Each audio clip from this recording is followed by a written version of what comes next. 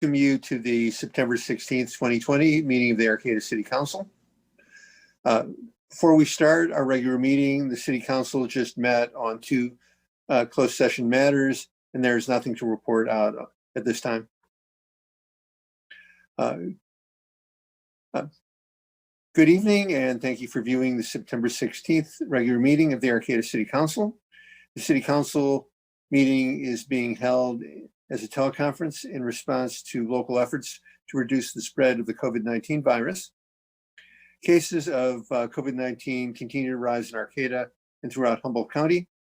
We want to thank the community and encourage everyone to keep up the efforts to slow the spread of the COVID-19 in Arcata.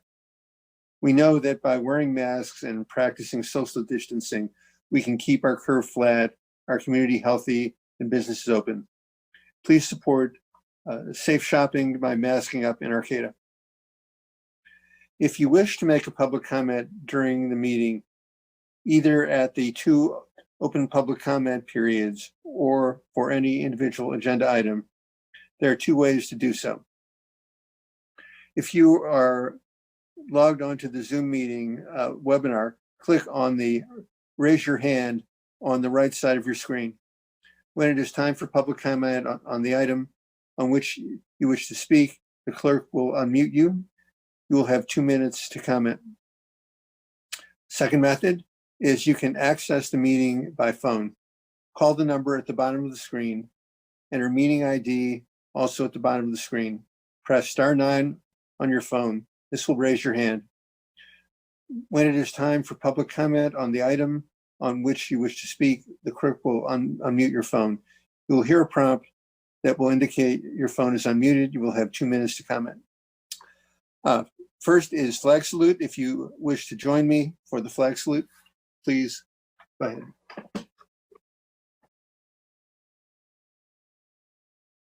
I pledge allegiance to the flag of the United States of America and to the republic for which it stands, one nation, under God, indivisible, with liberty and justice for all.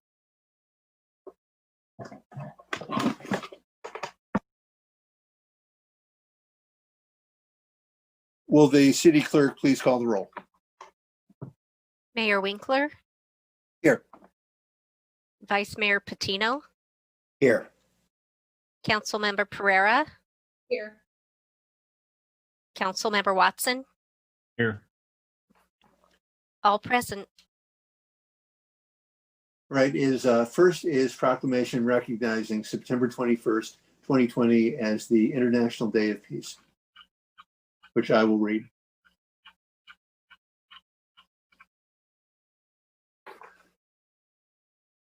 Whereas the International Day of Peace was established by the United Nations in 1981 as an annual observance in September, and in 2001, the UN General Assembly set September 21st as an annual day of nonviolence and ceasefire.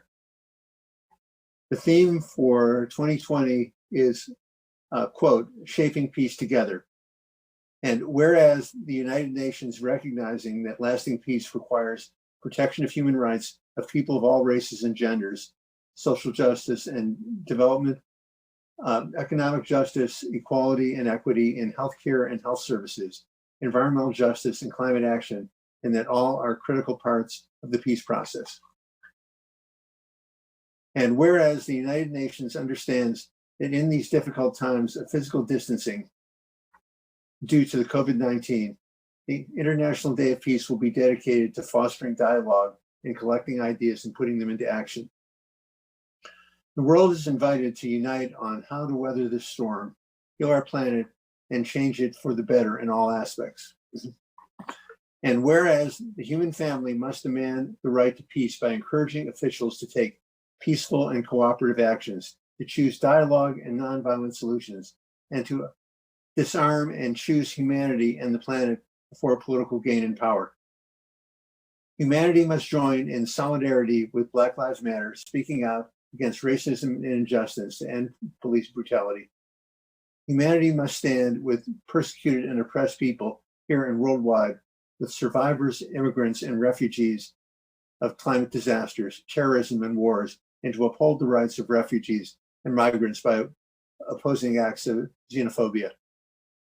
And whereas the United Nations invites all governments, nations, and communities to renounce conflicts and instead promotes peace and harmony by commemorating the day through education and raising public awareness on peace and human rights for all people. There is hope of strengthening the culture of peaceful living by seeking to understand ourselves and others, accepting people of different cultures, countries, and religions, and celebrating our differences to make the world an interconnected, peaceful, and healthy place which history has shown can be done.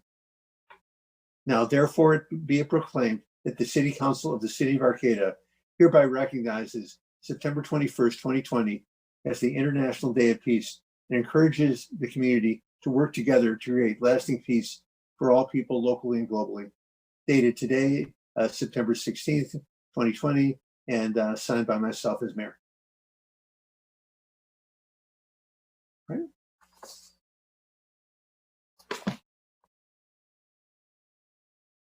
Next is early oral communications. This 15-minute time period is provided for people to address the council on matters not on the agenda. At the conclusion of all oral communications, the council may respond to statements. Any request that requires council action will be set by the council for a future agenda or referred to staff. Speakers addressing the council at this time are limited to 2 minutes, and we will take up to 7 speakers. Please raise your hand if you are on Zoom, or press *9 if you're calling by phone and wish to make a comment.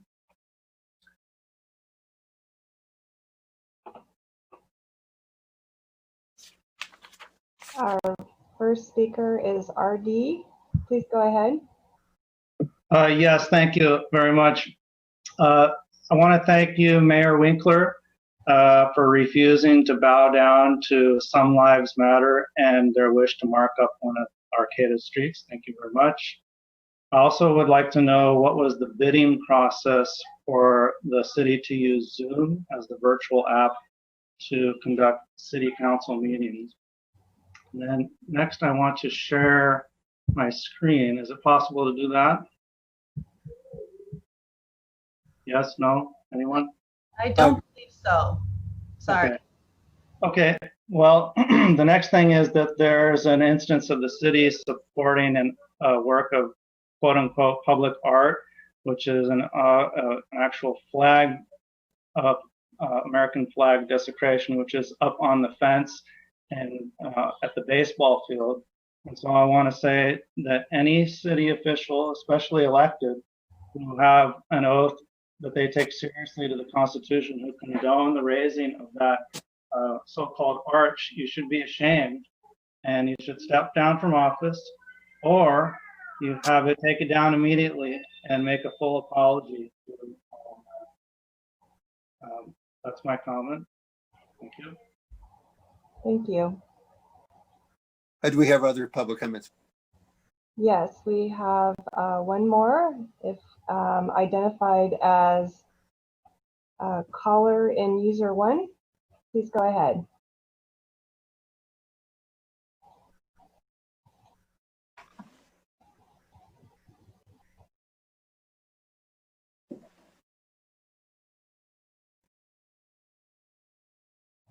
Okay, sorry, the unmute is not working. Let me try. Looks like they're not there anymore. No, there we go. Try now, please, caller. Hello? Hello, sorry about that. Please go ahead. All right, this is me talking, Joanne McGarry. Can you hear me? Yes. Yes, Joanne, we can hear you. Okay, good. I'm on a flip phone looking at my iPad mini. I don't Zoom, so this is my first time trying this, so I appreciate it. I just want to thank the council for having the peace proclamation once again proclaimed for the city of Arcata. I also would like to remind the city council that it was at this time or last year, prior to the United Nations Climate Summit, in which Greta Thunberg gave her "How Dare You" speech, that we as a city chose to, prior to that United Nations meeting, declare a climate emergency for the city of Arcata, and there was a resolution.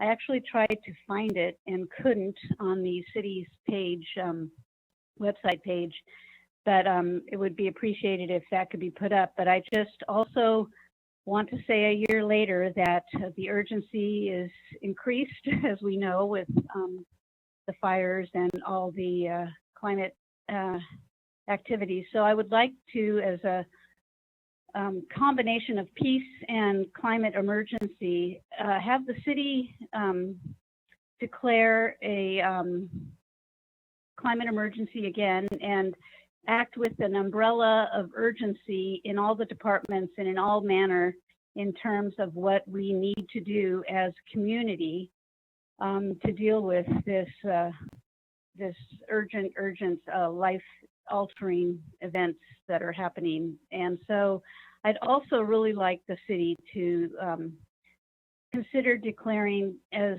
a historic statement to make the city Arcata Plaza a peace plaza. There's very few so named plazas and parks throughout the world, and we would be a unique entity in calling ourselves the Arcata Peace Plaza, and everything can emanate from the center of our community out in a peaceful way. So I just appreciate your recognizing peace and the climate emergency. So thank you. Okay, I do not see any other hands, but just before we do close that, just a reminder, this is early oral communications, an opportunity to speak on anything that's not on tonight's agenda. If you are logged on to Zoom and want to raise your hand, please do so on the right-hand side of your screen. And if you've called in via the number and meeting ID on the screen, press *9 and we will get to you. Okay, there does not appear to be any more public comment on this item. Okay, we're closing early public comment. Next is the consent calendar. All matters on the consent calendar are considered to be routine by the City Council and are enacted in one motion. There's no separate discussion of any of these items. If discussion is required, that item is removed from the consent calendar and considered separately. At the end of the reading of the consent calendar, council members or members of the public can request that an item be removed for separate discussion. A, approve the minutes of the City Council meeting of August 19th, 2020. B, approve the minutes of the City Council meeting of September 2nd, 2020. C, bi-weekly report on general warrants. D, declare a continuation of the local emergency related to the coronavirus pandemic. E, reappoint Bill Rich to the Historic Landmarks Committee for a term expiring September 30th, 2023. F, reappoint Andrea Alstone and Mike Kowalski to the Energy Committee for the 3-year terms ending September 30th, 2023. G, reappoint Steve Cole and Josh Wolf to the Transactions and Use Tax Oversight Committee for 4-year terms ending September 30th, 2024. H, adopt resolution number 201-08, a resolution of the City Council of the City of Arcata, amending resolution number 190-30, designating streets subject to preferential parking, and resolution number 201-09, amending resolution number 190-51, designating streets subject to 4-hour time limits. I, adopt resolution number 201-13, amending the Arcata Police Department records retention policy. J, approve a letter of support for AB 310, the California State Public Bank Act. K, adopt an ordinance number 1535, an ordinance of the City Council of the City of Arcata, amending the Arcata Municipal Code, Title II, Administration, Chapter 8, Conflict of Interest Code, Article 2, City Employees, reading of text and consent to read by title only. Would any member of the City Council like to remove an item? Vice Mayor Patino? Yeah, I had a comment. We did not respond to the early oral communications. So can we do that sometime? Why don't you go ahead at this time? Okay. We were asked how we picked Zoom as the app for our meetings. And I wondered if there was any thought about that as far as looking at other apps and how we came about to check Zoom, to use Zoom. Thank you. I'd be happy to answer that. The city already had several small individual Zoom accounts when the pandemic hit. We did look at a couple other ones. All of them at the time were, below purchasing authority that would require us to go out to bid. And at this point, it, has been working for us during the pandemic. Agree if it becomes long-term, it's something that the city might want to look at different platforms, but changing several times midstream of pandemic hadn't seemed like a good plan either. It's been working for us, and the cost was low enough that did not require us to go out for bid, and we were just moving quickly. So we have one other option in the city called TeamViewer, but the comparative between the two from the public side, Zoom was superior to the other one that was kind of right available in front of us in the moment. Great. Thank you, Karen. Paul, do you have any further comments on the public comments? No, that was it. Any other members of the council would like to comment on the public comments? Yeah, I'll just say, I haven't had an issue with Zoom. If the staff's okay with it, I really don't see any need to use staff time to weigh any other options. I trust the staff with a good sense of what'll work best and what's most cost effective. All right, back to the consent calendar. So would any members of the council like to remove an item for separate discussion?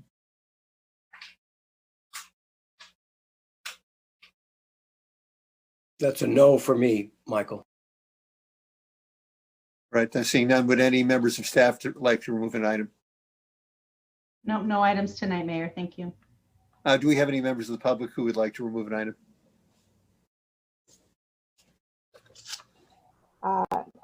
Again, for attendees, if you wanted to remove an item, please select the raise your hand on screen, or if you're on the phone, *9.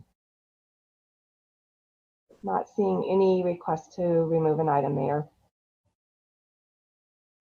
All right, I would entertain a motion on the consent calendar. I'll make a motion to approve the consent calendar. I'll second. We have a motion and a second. Councilmember Watson, Aye. Councilmember Pereira, Aye. Vice Mayor Patino, Aye. and I vote aye. Next is old business. Provide direction to staff pertaining to potential changes/enhancements in solid waste and recycling programs for fiscal year 2020 to 2021. May I have a staff report, please, from Director Andre of Environmental Services? Yes. Good evening, Mayor and council members. In following up to September 2nd, you received a kind of a state of the recycling program from Linda Wise from Reecology Arcata regarding markets, functionality of the program, contamination of garbage that we're finding in the recycling carts, and some other things. Staff's going to be soon working closely with Reecology Arcata on potential changes and amendments to the city's franchise agreement. And we thought we'd take this time to receive some direction from the City Council regarding some potential changes and enhancements for this program before we, get busy working on it. And of course, we bring back everything with much greater detail later on. Periodically, we update and amend and look to improve the agreement for curbside bundled service to accommodate program rate changes and potentially state and federal laws that affect our diversion, as well as our own goals for zero waste, striving for zero waste. I listed a few potential, if you think we should pursue them, we will do that. High level program issues to discuss.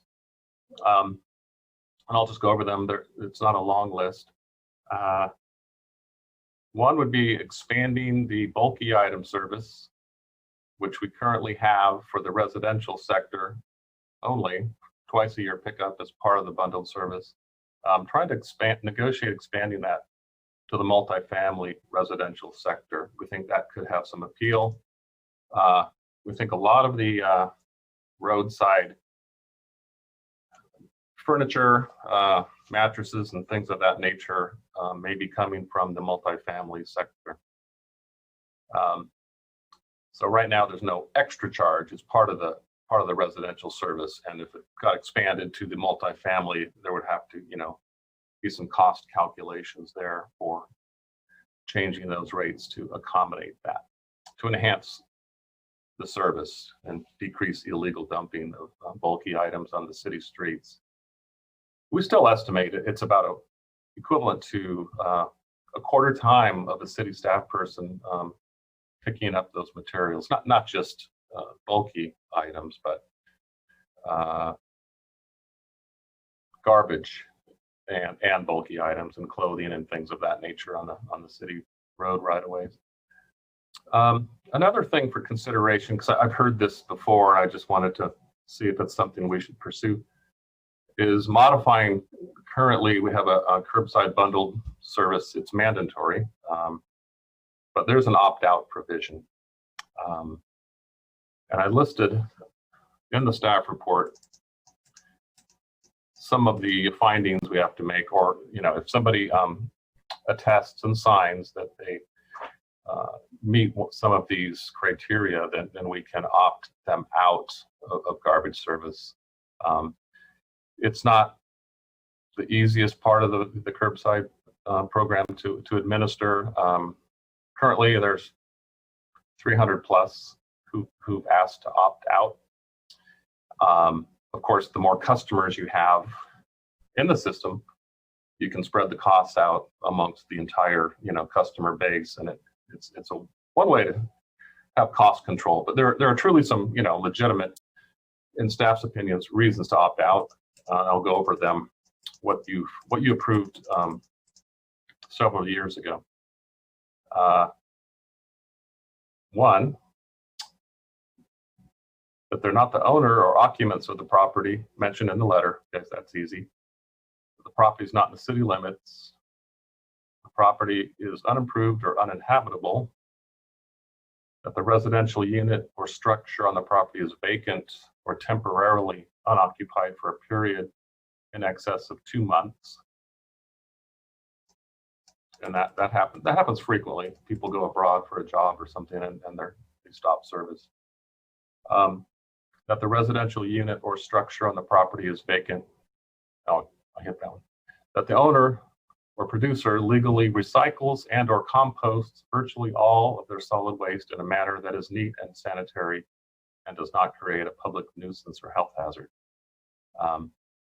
This is the one that requires a declaration to qualify. A declaration or affidavit under penalty of perjury once a year to update that, stating that they legally recycle or compost virtually all of their solid waste. So that no unsanitary condition, hazard to health, or public nuisance will arise upon the premises owned or managed or controlled by them. This is probably the most frequent finding people, or part of our opt-out provision that they cite to request an opt-out.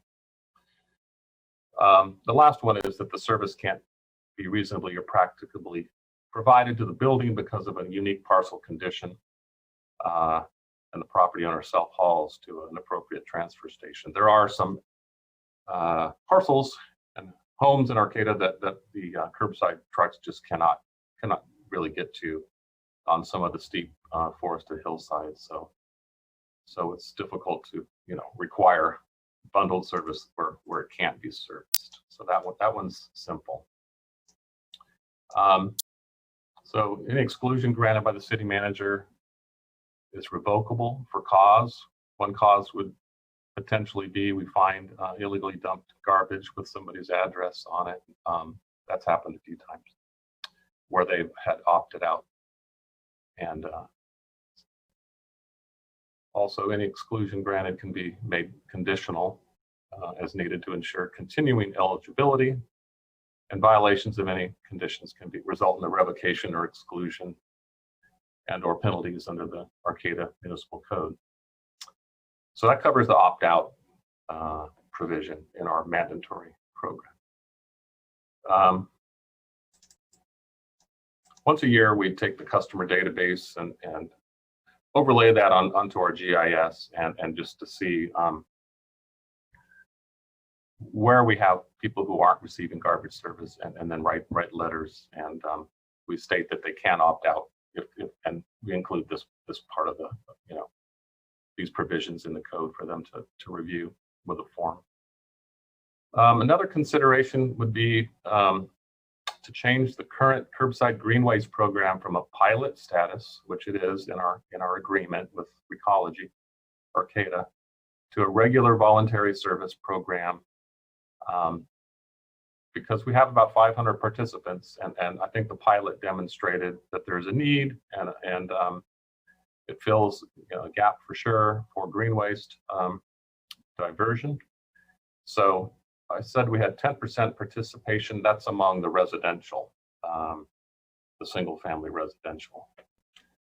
So the current rate for the biweekly service with a 96-gallon container is fixed at $4 per month, which it has been for several years now, since 2015.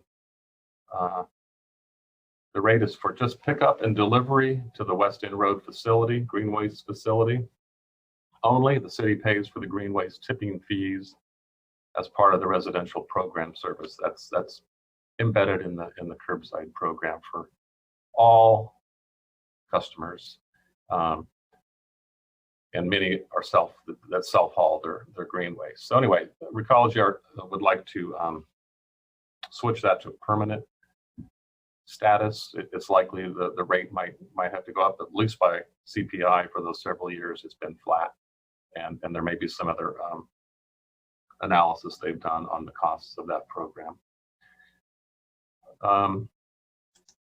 Some other items we listed are increasing education on recycling contamination, which we've already done and am doing, and potential for levying a contamination fee for contamination beyond a certain threshold.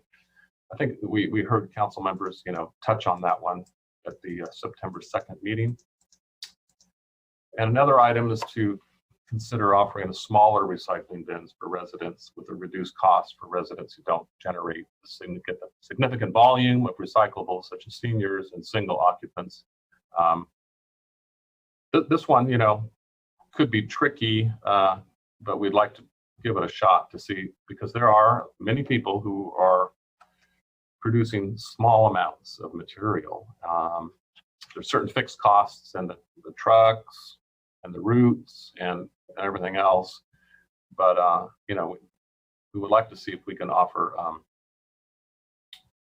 an ultra low service, because many people are say that they produce a very small amount. It's not zero, but they'd like to pay less for just a dinky amount. And other items we'll ask for your input on, but I wanted to throw one more in the other items, is we're also looking at potential for a street sweeping service with Recology, Arcata. We'll see how that pencils out, but it's a potential service extension. They do that service for the city of Eureka, and we also have a tie-in with our stormwater requirements for the streets to be clean, new trash reduction requirements in our drainage inlets. So we might be able to spread that service a little bit to the stormwater enterprise. So anyway, that's just some items that staff came up with to get feedback from you, and just wanted to provide the opportunity tonight, as we go into a negotiation, to provide us with feedback on other things or other things you'd like us to look at. This is not necessarily a total list by any means, but rates are going to be part of the package too, for discussion. So I'll leave it at that. I know Deputy Director Neander, Environmental Programs Manager Benby are on this call too, so I'll ask them first if they want to add to my staff report before we turn it over to Counsel. And I'll just share with the council while we look if they would like to raise their hand to add anything. That Linda Wise from Ecology is also on the call. We didn't ask her to speak, but if you did have specific questions for her, she is here and could answer them tonight as well. Yeah, oh, thanks for that. Yeah, it doesn't look like staff have any other comments at this point.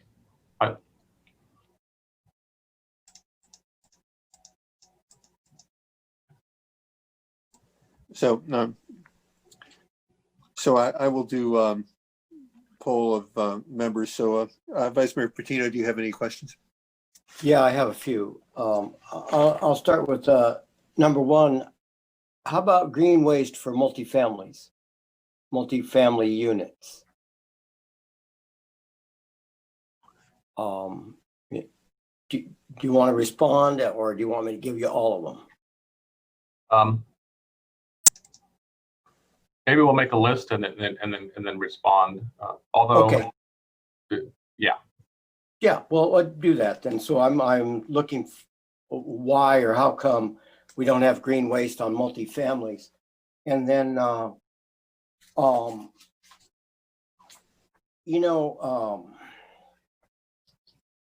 we have an issue in many locations in town where people just leave their trash cans, recycling cans, on the sidewalk or in the street all the time, 24/7. And there's, there are not tons of locations, but they are regular. They're always there.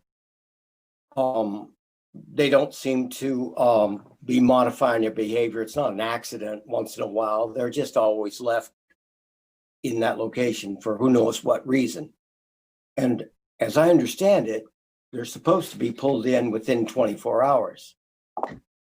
And so I'd like to see some enforcement or education specifically to those individuals, businesses, and residences that leave them out in the sidewalk.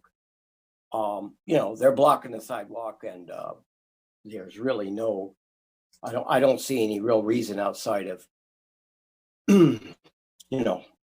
another place that they need to put them. So about that, and then the street sweeper, we got a street sweeper. I understand we leased that street sweeper, correct? We own a street sweeper. It's getting pretty old. We've been exploring, an electric version, looking for grant funding to get an EV, electric vehicle type street sweeper. But it's a city owned. So we own it. Yeah. Okay. All right. Yeah. It would be interesting to see and talk to Eureka about the effectiveness of Recology as being a street sweeper for them. And maybe we can not buy a new one. So I think that's what I have at the moment. Okay. Thanks. Okay, next, Councilmember Pereira. Thank you to staff for this report. Overall, in terms of the recommendations, I think they all look really good. I agree with Vice Mayor Patino, just evaluating if there is a way to incorporate green waste for multifamily. That would be great. This is not like a concrete recommendation, but I thought it was important to flag. So Humboldt Waste Management Authority at our last meeting we had a pretty thorough discussion about CRV buyback, what the future of that looks like. Recology obviously has been really involved in that situation that with the state and has been following that. One of the things that as a board, we directed HWMA staff to look into were some longer term options, whether that's having a single regional CRV buyback center or having satellite locations. But I think I think just a part of that conversation with our franchise agreement is encouraging Recology to be a part of that conversation with HWMA. And one of the other things that we discussed was, if there's a way to incorporate other diversion activities, like a reuse center, something that we had in some shape or form, with Scrap, Humboldt that recently closed, but just thinking what are other ways that we can be supporting diversion activities. So that's not like here's something really clearly actionable, but those are some of the things that we're talking about at a regional level that I think is important for us at the city level to be talking to Recology about. And if there is a natural way to incorporate something into the agreement, great. So I just wanted to flag that. All right, Councilmember Watson.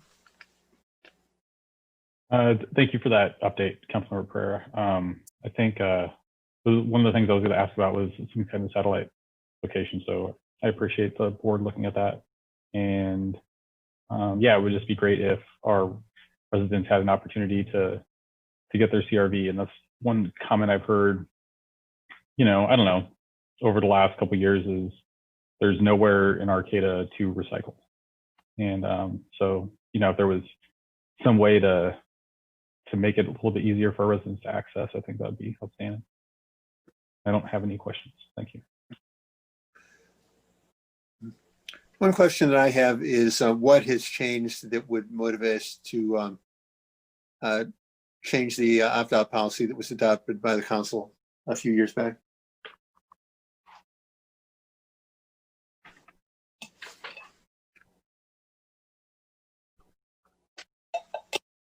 Okay.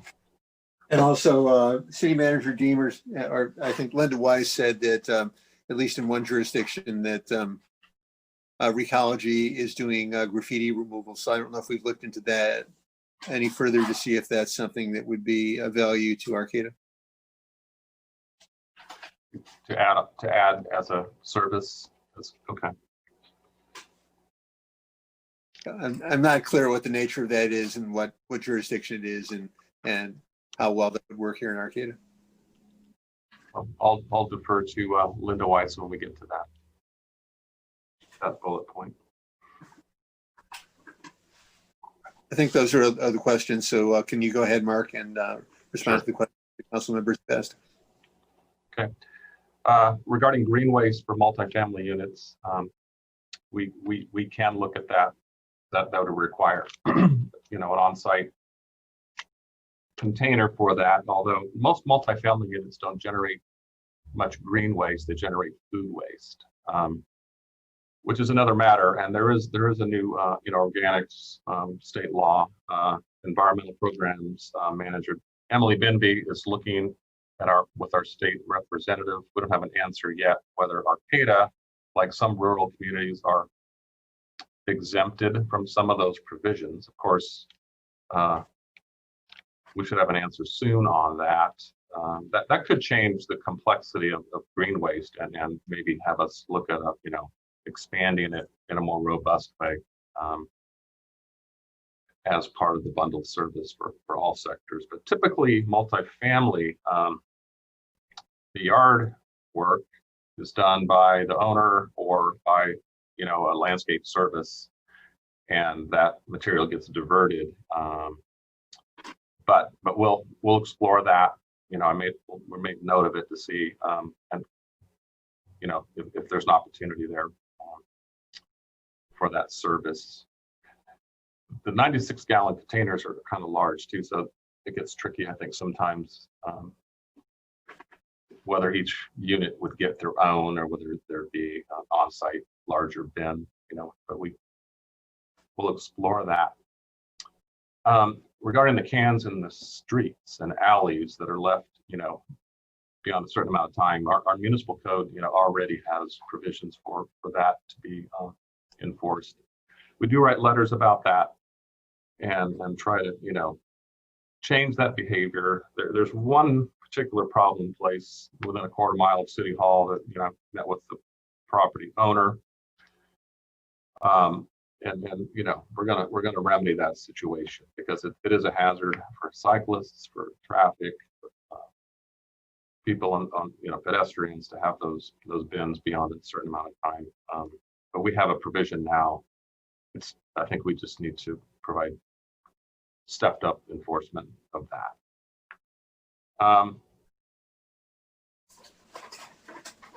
The effectiveness and we will talk to Recology about the sweeping. It is more effective to have a street sweeper that's shared amongst jurisdictions. So if there are other jurisdictions that are pursuing this too, that could reduce the costs. We need to keep a street sweeper available for accidents, for smaller jobs, but to contract out the main, routes is something we'll look at and just compare it to what it costs us currently. We've been putting off buying a new street sweeper. They're expensive, but we're going to need one, maybe a smaller size one, to always be here for our own, public works projects, capital improvement projects, and for accidents and dealing with incidents in the city. So yeah, sharing one, and Linda may mention this because I've already heard it from her. If they can get more cities to look at this, then we can maybe have another way to spread the costs. Yeah, the CRV buyback, we'll explore that. We've heard the same thing. When people say there's no place to recycle in Arcata, well, we've heard that, but the curbside is supposed to be that place, and it's a mandatory system here. So there is that avenue. But we haven't had a place for bringing material for, recovery of cost or to receive revenue for it, CRV value. The grocery stores in Arcata are really concerned that, if there isn't a buyback center in McKinleyville, Eureka, within a certain radius distance of Arcata, that they're going to be forced by state law, which they would be, to receive this material in the stores. So we're trying to hold that back because we've heard from the grocery stores and they would not want that to happen. So if there's a way to have some sort of CRV buyback, whether it's kind of in a parking lot, in a van, truck that moves around, or periodic to provide some level of service, I think we'll explore that for sure.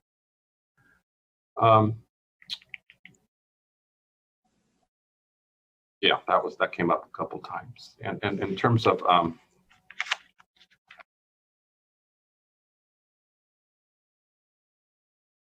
why change the opt-out policy? We can leave it as it is. We just brought it up just because sometimes it's hard to make a real good finding that they're not diverting any waste, just because they say, I take it to HWMA, my garbage. I take my recyclables to Hum Sand. I compost. That's that. I mean, I guess some people show more evidence than others. So it's hard sometimes as staff to, and we haven't been giving them out that easily. I have a stack about half-inch thick right now of new applications, or they're not that new. They're like a couple months old. So whether it be cleaner just to pull out that item 2.5 or not, I mean,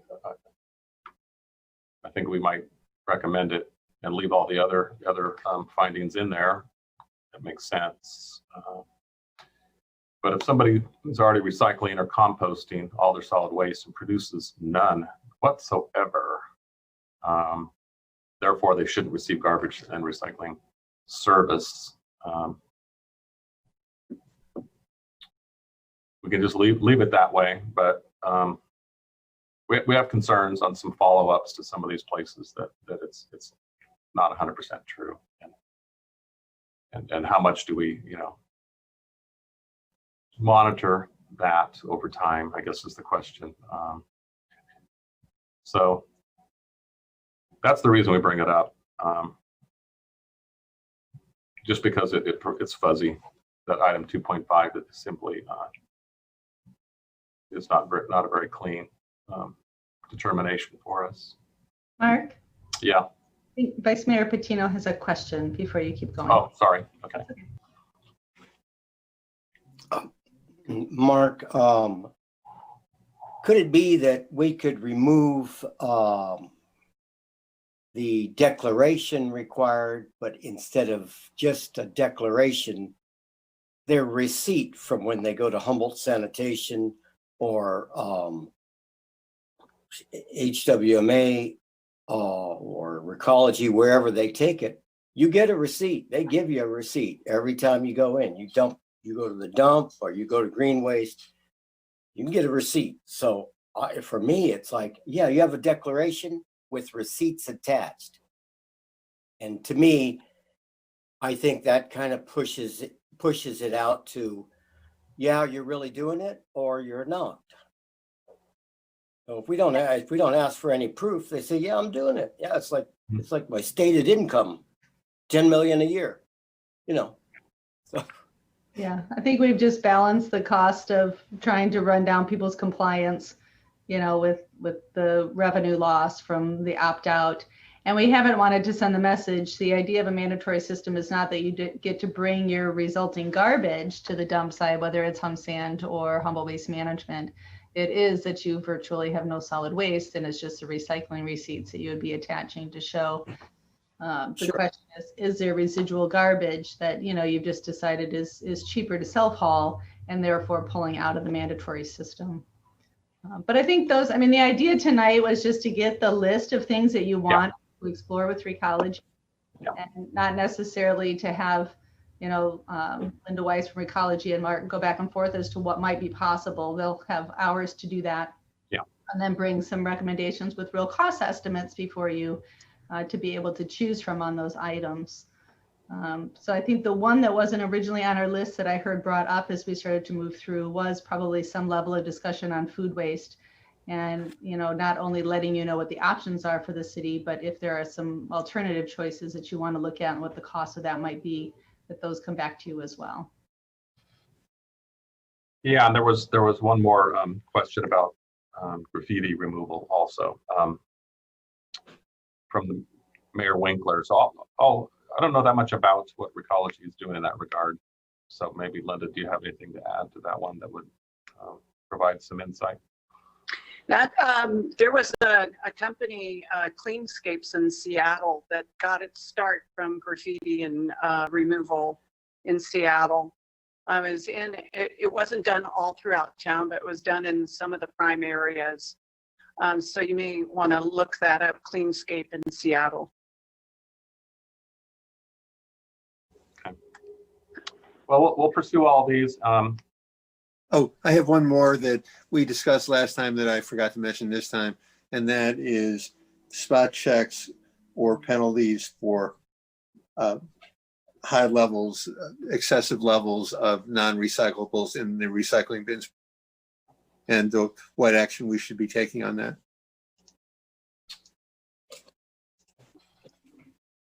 That's right. That wasn't on my list.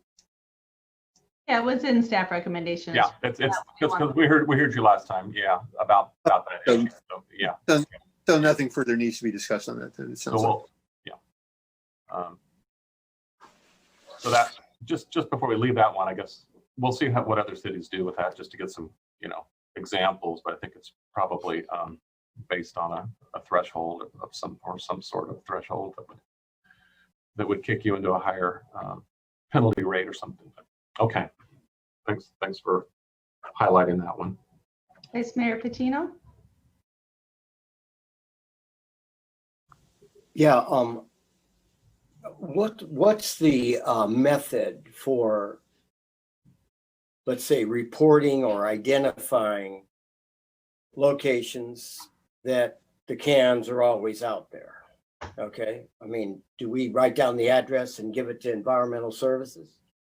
Or does somebody notice? I mean, Linda usually says, oh, our drivers will notice, but that really hasn't happened in my mind. So, especially a lot of times they're in the dark. And they may not go the next day to that same spot to see that they're there. So,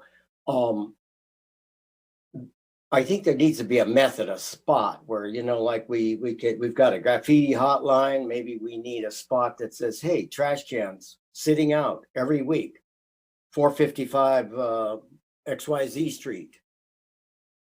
And then there would be some way of tracking. Did you send a letter? What's going on with it? Or does it become that nuisance property that really doesn't care and it's just going to leave them out in the street till they're crushed?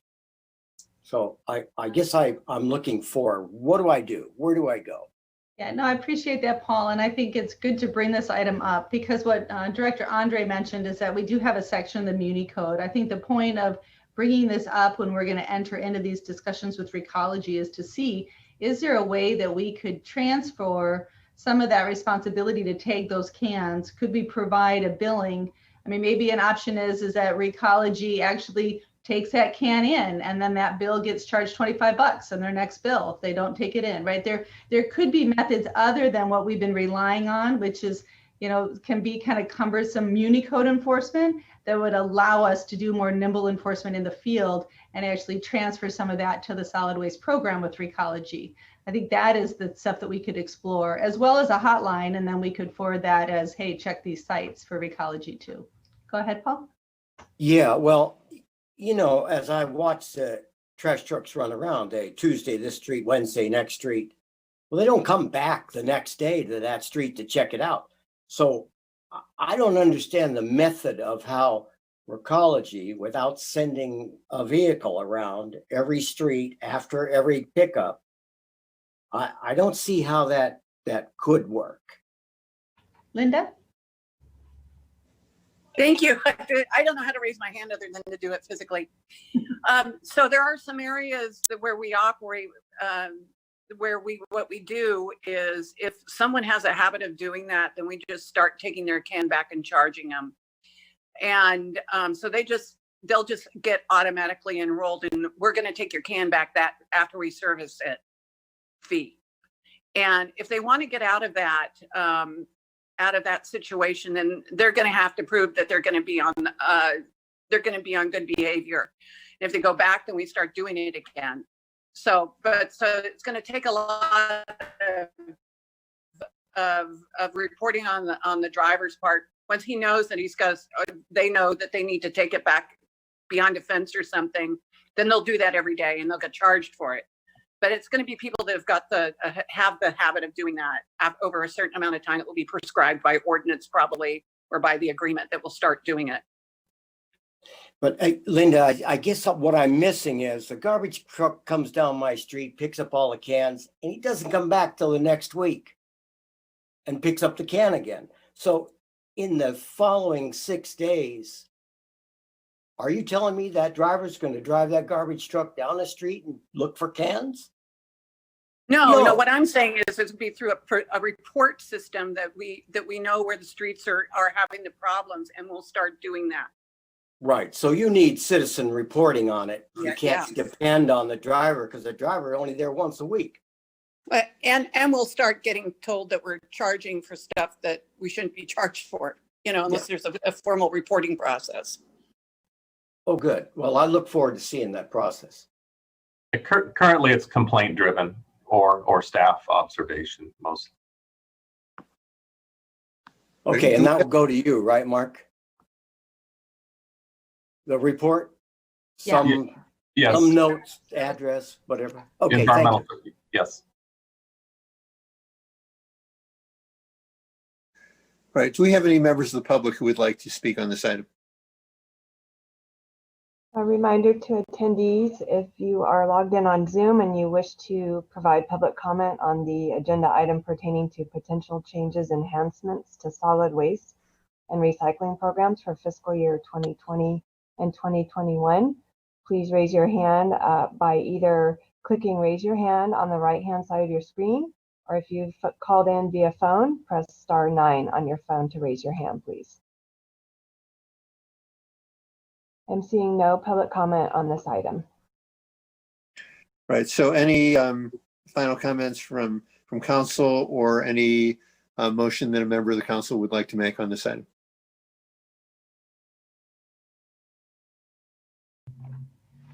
I think we have direction on the 9 items and we'll work those into our conversations. Thank you. Thank you. Very helpful. Okay. Thank you, Linda. Next is item B, small cell wireless telecommunication facility 5G regulation. May I have a staff report, please, from City Attorney Diamond? Yes, good evening, Mayor and council members. This too will be an item where I'm hoping you can provide direction and we can then bring it back again. This discussion tonight follows a previous discussion that the council had on small cell wireless facilities, also called 5G. And as you will remember, when we last addressed this in January of this year, the law was in flux. There were 3 new orders that had been issued by the Federal Communications Commission, the FCC, regulating small cell installations. And they were all under litigation nationwide, and the nationwide litigation was consolidated, and the Ninth Circuit Court of Appeals did issue a decision in mid-August. So we have at least a preliminary stability. The Ninth Circuit decision is subject to further appeals or requests for further consideration. And there's always room for additional litigation. So, you know, unfortunately, the legal framework of regulating wireless telecommunications, as well as all telecommunications, just remains somewhat tenuous and in flux.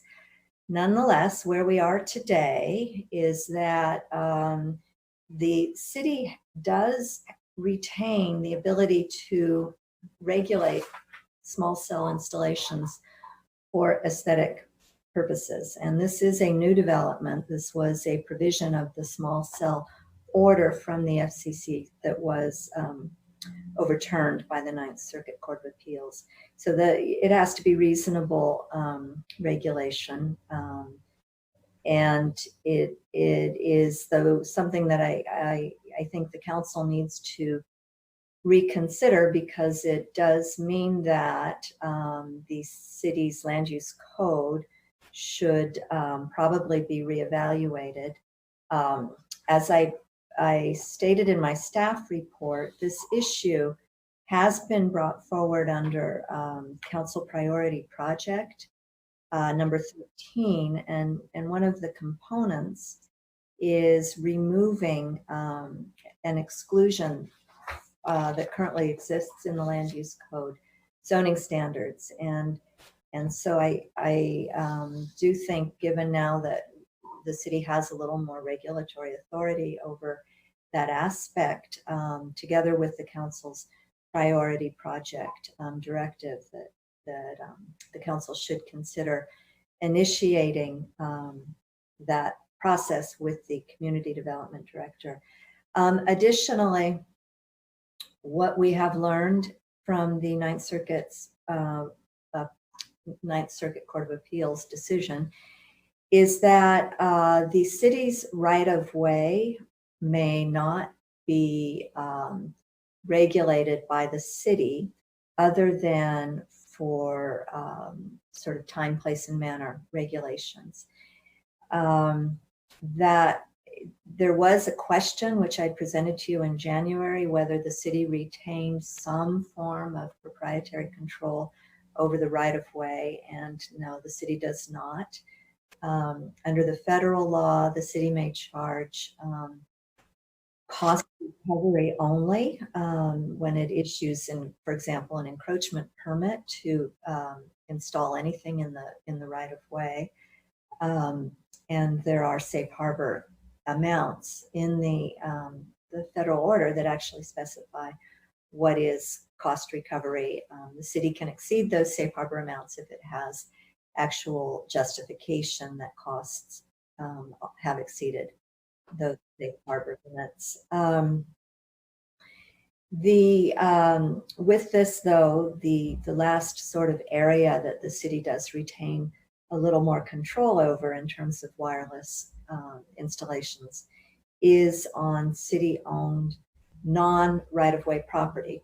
And as to those properties, the city acts more as a private landowner and has a proprietary right to regulate access to the city's properties, including charging market rate if it wants to. I can go in more depth, but maybe I ought to first see where you would like to go with your discussion. So let Karen hold your comments, or the mayor. I will ask for questions from council, starting with Councilmember Pereira. No questions at this time. Thank you. All right, Councilmember Watson. I don't think I have any questions. I mean, I agree with the city attorney's recommendations, and I'd just like to see us maintain maximum control and to be able to get a fair price if something comes in front of us that we're able to charge for.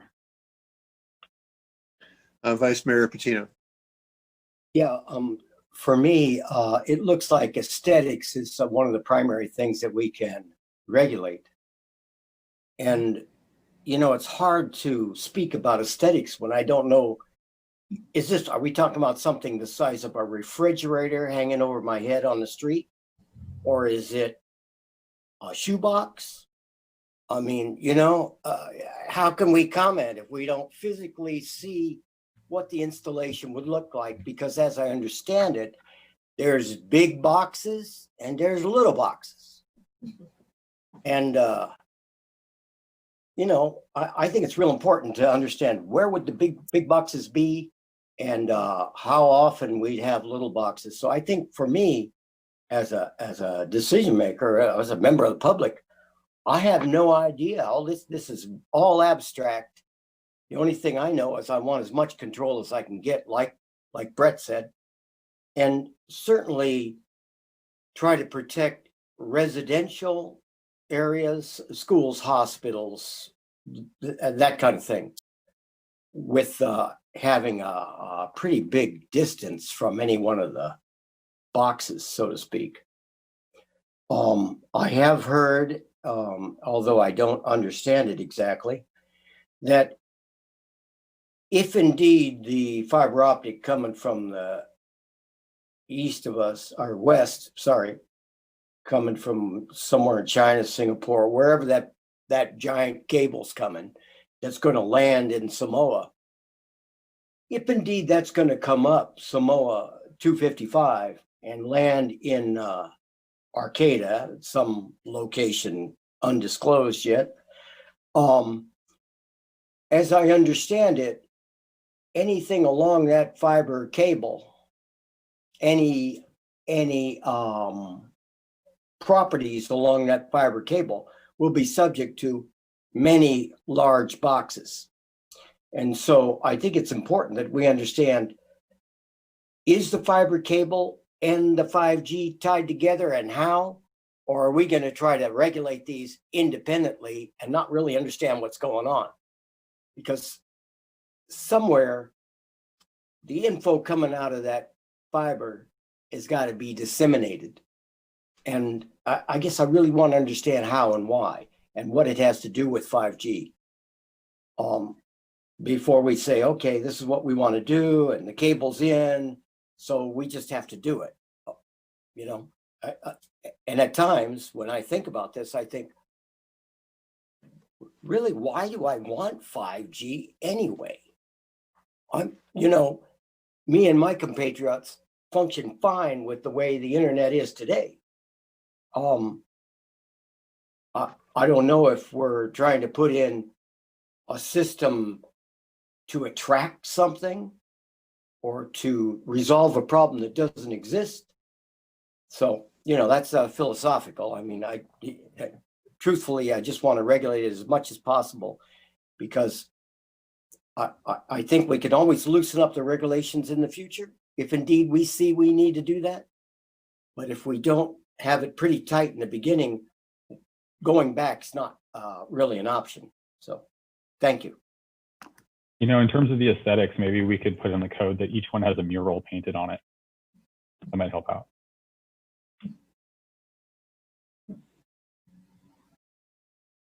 So Nancy, if I understand you correctly, that the only regulation the city jurisdiction such as Arcata is allowed to do is on aesthetics, and that there was a mention in the staff report of one jurisdiction that passed a regulation of banning these within a certain distance of residences, but it was not clear if there had been a court ruling on that. But as far as any further restrictions on these, it sounded like you were saying that aesthetics was the only basis for restricting these. Could you comment on that, please? Sure. The city's limited regulation is specifically in regard to use of the right-of-way, and to the extent that whether it's a fiber optic or a power box to support the wireless antenna is placed into the city's right-of-way, the city then can only regulate for reasonable types of time, place, and manner locations. When it gets outside the right-of-way, then the city has the ability to regulate wireless installations differently, apply different aesthetic standards than it would to towers. For example, it could say it could ban the use of historic buildings. It could. I don't at this point have any direct authority that the city may not ban in residential zones, for example, or within a certain number of feet of residential zones. But the problem is that we cannot prohibit the use of the city's right-of-way. So that's the kind of challenge, to say no to entire areas, but still provide the access into the city's right-of-way that the ancillary structures may require. Does that answer your question or help a little bit? I think so. The other concern that I have for Karen is how much staff time would this take, and we're in very tight budget situation. And so if this would take a significant amount of staff time, is something that we could defer until the budget situation is not as tight as it is now, if it would take a substantial amount of staff time.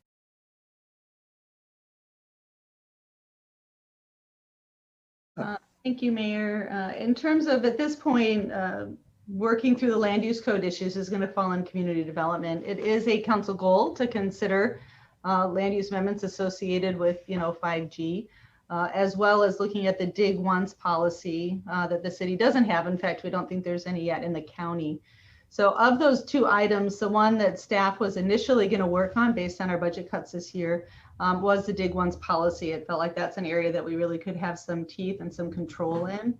And it is actively a policy that our city engineer, Nature Kotri, is working on to bring back to you this calendar year as part of the first half of the fiscal year. So we can regroup in terms of staff resources. In truth, community development staff, one of the ways that we tried to balance our budget this year was to really allocate all of those staff out to grant projects. They fortunately got an incredible number of grants into the city, and so we've been able to allocate staff time direct to those, but it means we need to bill out all of those hours of staff time to that. So It's the will of the council if we need to reevaluate our staff resources, but right now, as part of that 5G was to be looking at our public right-of-ways and the dig once policy as our first priority this year. Mayor Winkler, I was just so saying, go ahead. so my preference would be to continue with that and not make a change in previous council direction, although it's up to the other council members what they would choose to do. Go ahead, Brett. I was saying, I think it's a good issue to bring up with the budget and staff time. And I'd say that this is something that has a chance to be a source of revenue down the road. And so it's just as far as the permitting fees.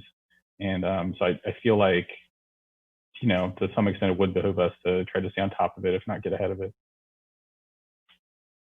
So can I clarify that the city may not use any wireless installations for revenue raising purposes?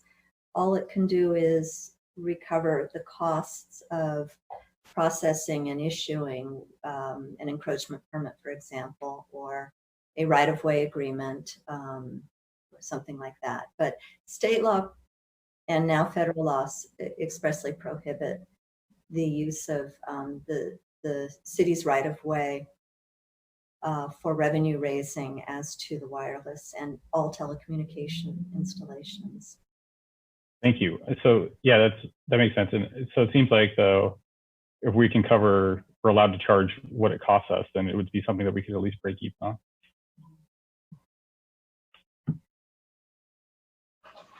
So so next is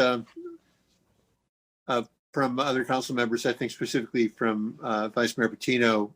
Are you proposing any changes in previous directions given by the council on 5G? Oh, you're muted right now.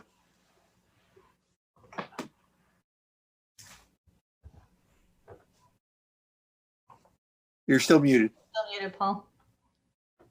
Oh, there we go. All right. Is the shot clock, can you give me an idea of how important it is that we pay attention to that so that we aren't forced to issue things that we haven't had time to evaluate?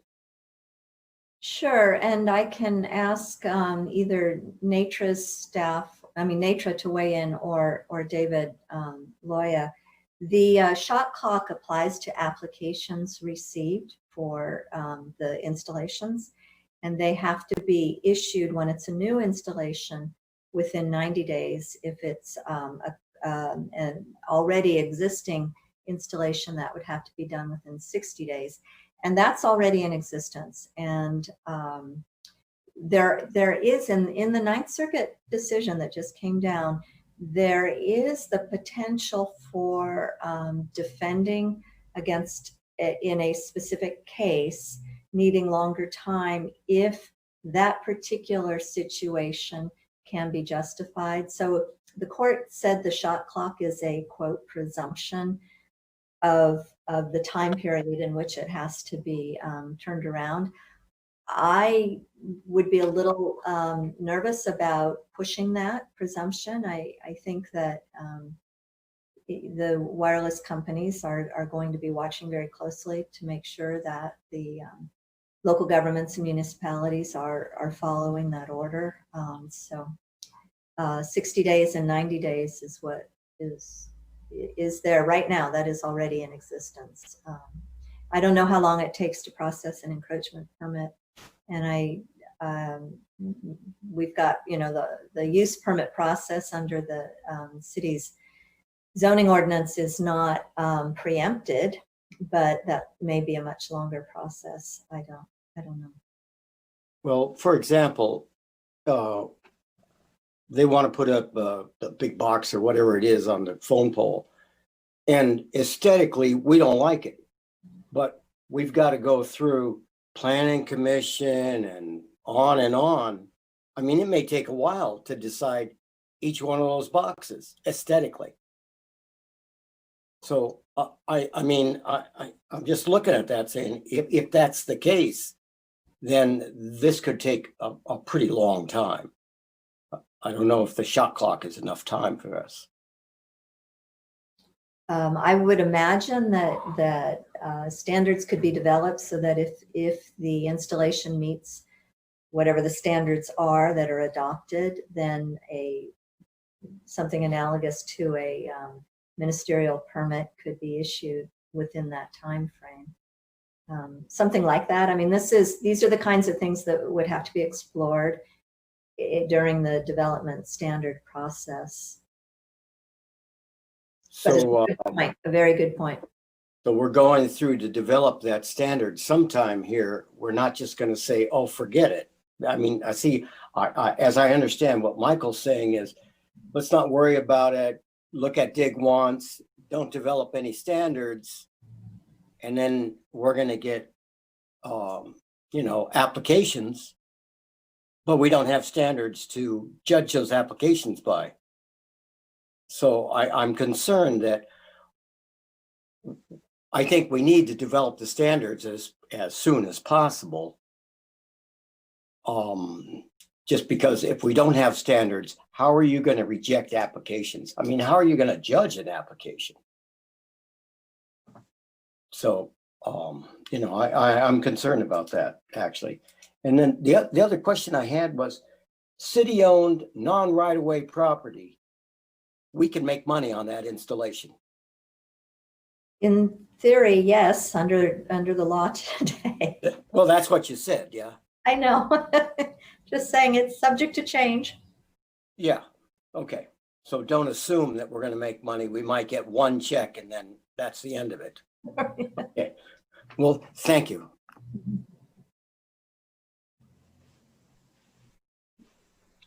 So further comments or direction from other members of council? I just wanted to point out again that, even if we're not able to generate revenue, that it does sound like we will be able to cover our costs. So, to come up with the standards, it's not going to, the cost shouldn't be a significant burden to us because we should be able to cover that. Yeah, I just wanted to say that I support us moving forward with some aesthetic regulations.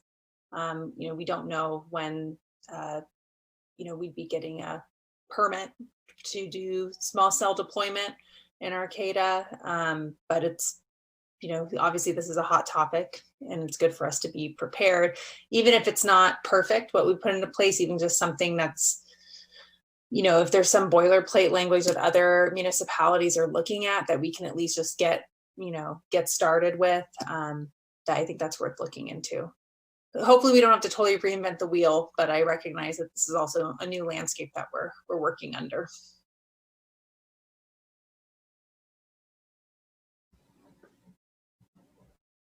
So we have two council members who would like to do aesthetic standards now, and Brett, where do you stand on this?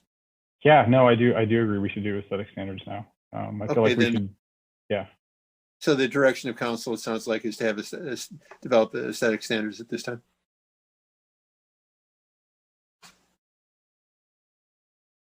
I want to hear from David.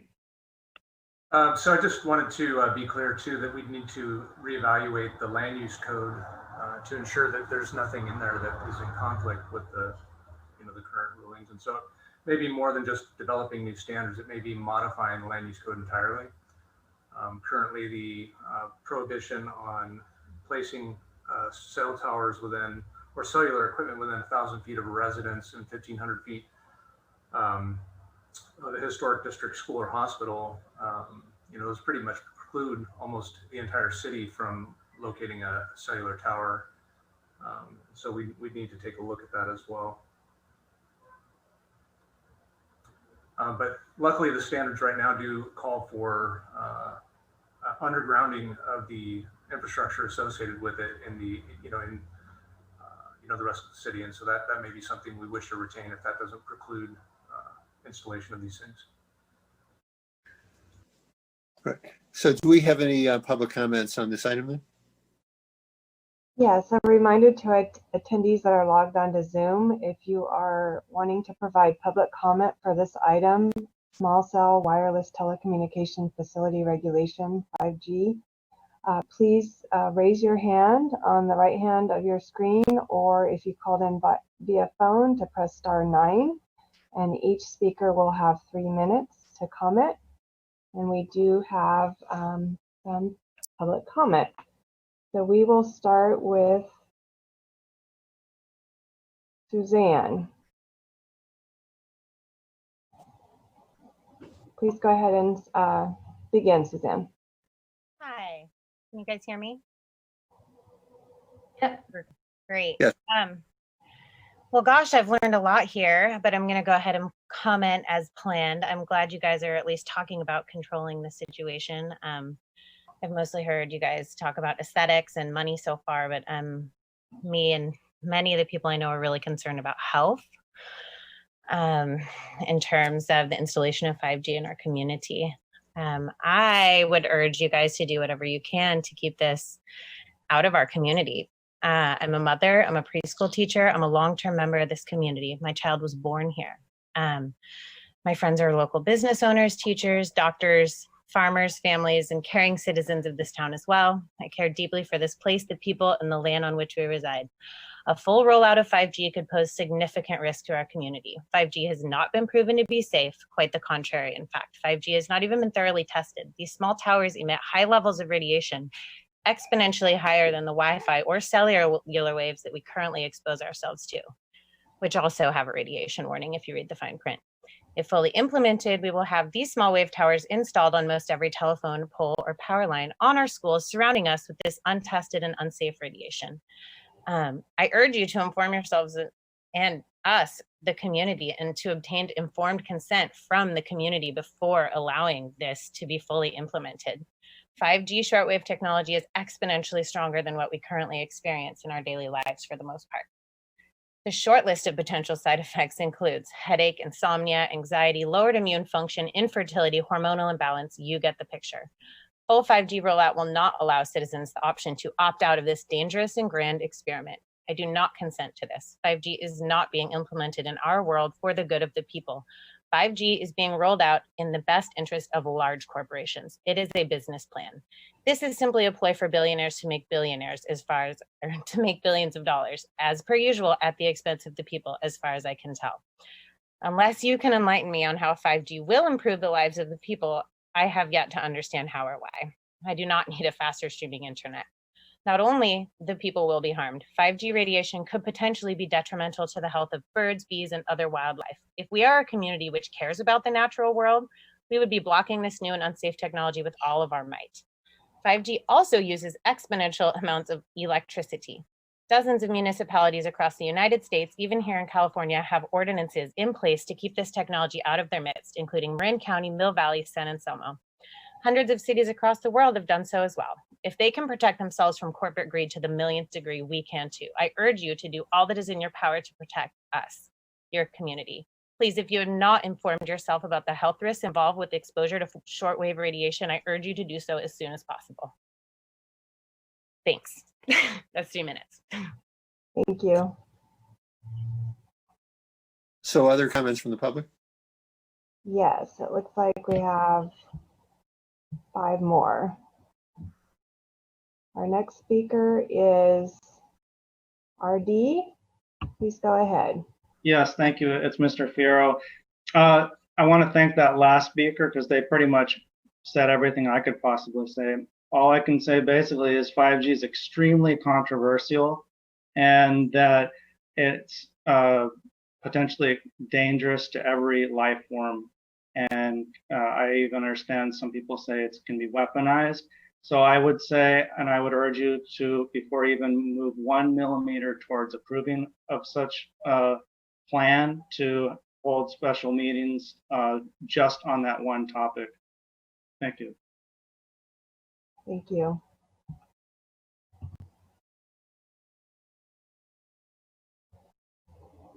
Next is Holly. Please go ahead. Hi, thanks for listening to me today. First time on Zoom, so I'm a little nervous. My name is Holly Clancy. I'm a mother of 4 children, 3 of which still reside here in Arcata, Humboldt County with me and attend the local schools here. I strongly oppose 5G in our community.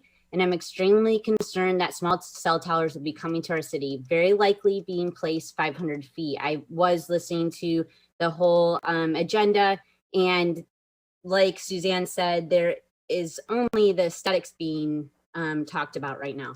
So 500 feet, those 5G modem mods, please do your research. They actually have 4mm wave modules with an array of 4 antennas. You can look up this information on the internet.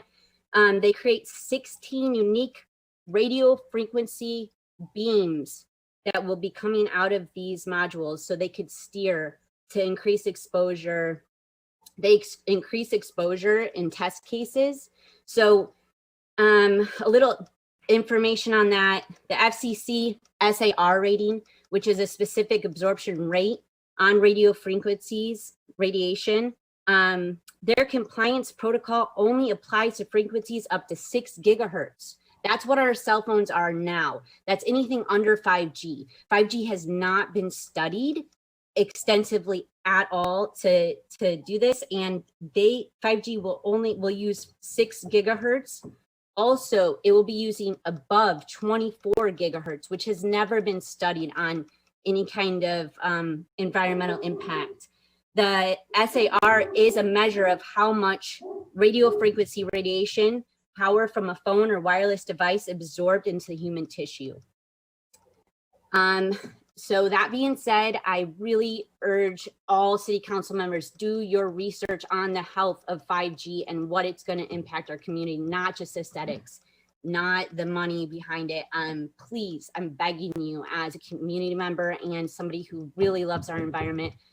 We will be petitioning not only the city of Arcata, but also Humboldt County to stop 5G from impacting this amazing, unique ecosystem that we're all blessed to call home. Please, again, do your research, not only in our community with the 5G rollout, but in the United States and the world. There's a plethora of information pertaining to 5G and its impact on our planet on the internet. We will also be sending you specific sites to the City Council for you to view. We are not alone in our opposition to 5G. Over 230 scientists from more than 40 countries in the world, as well as a multitude of cities in California, including Mill Valley, where 5G originated, they outlawed it in their city ordinance. Please look into it. The 5G rollout plans threaten to provoke serious irreversible effects on humans and permanent damage to all of Earth's ecosystems. And just a little food for thought. If 5G comes to full fruition of rollout, no person, child, animal, bird, insect, or plant on Earth will be able to avoid exposure. It will be 24 hours a day, 365 days a year to radio frequency radiation, 10 times greater than what exists today. Thank you so much.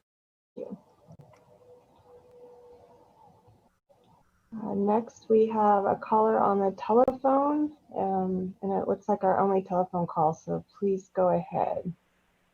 Hello, this is Kent Sawatsky, and I'm calling you on my flip phone. I don't need 5G for a flip phone. I don't know, what am I, 1G or something? Don't have a clue. And I don't know, I haven't had the time to study, like I'm sure you folks will be, the assertions that have been made by prior speakers. I don't know how much, without passing, it doesn't sound like you have the ability to block this. All you have is aesthetics. Maybe I'm not understanding.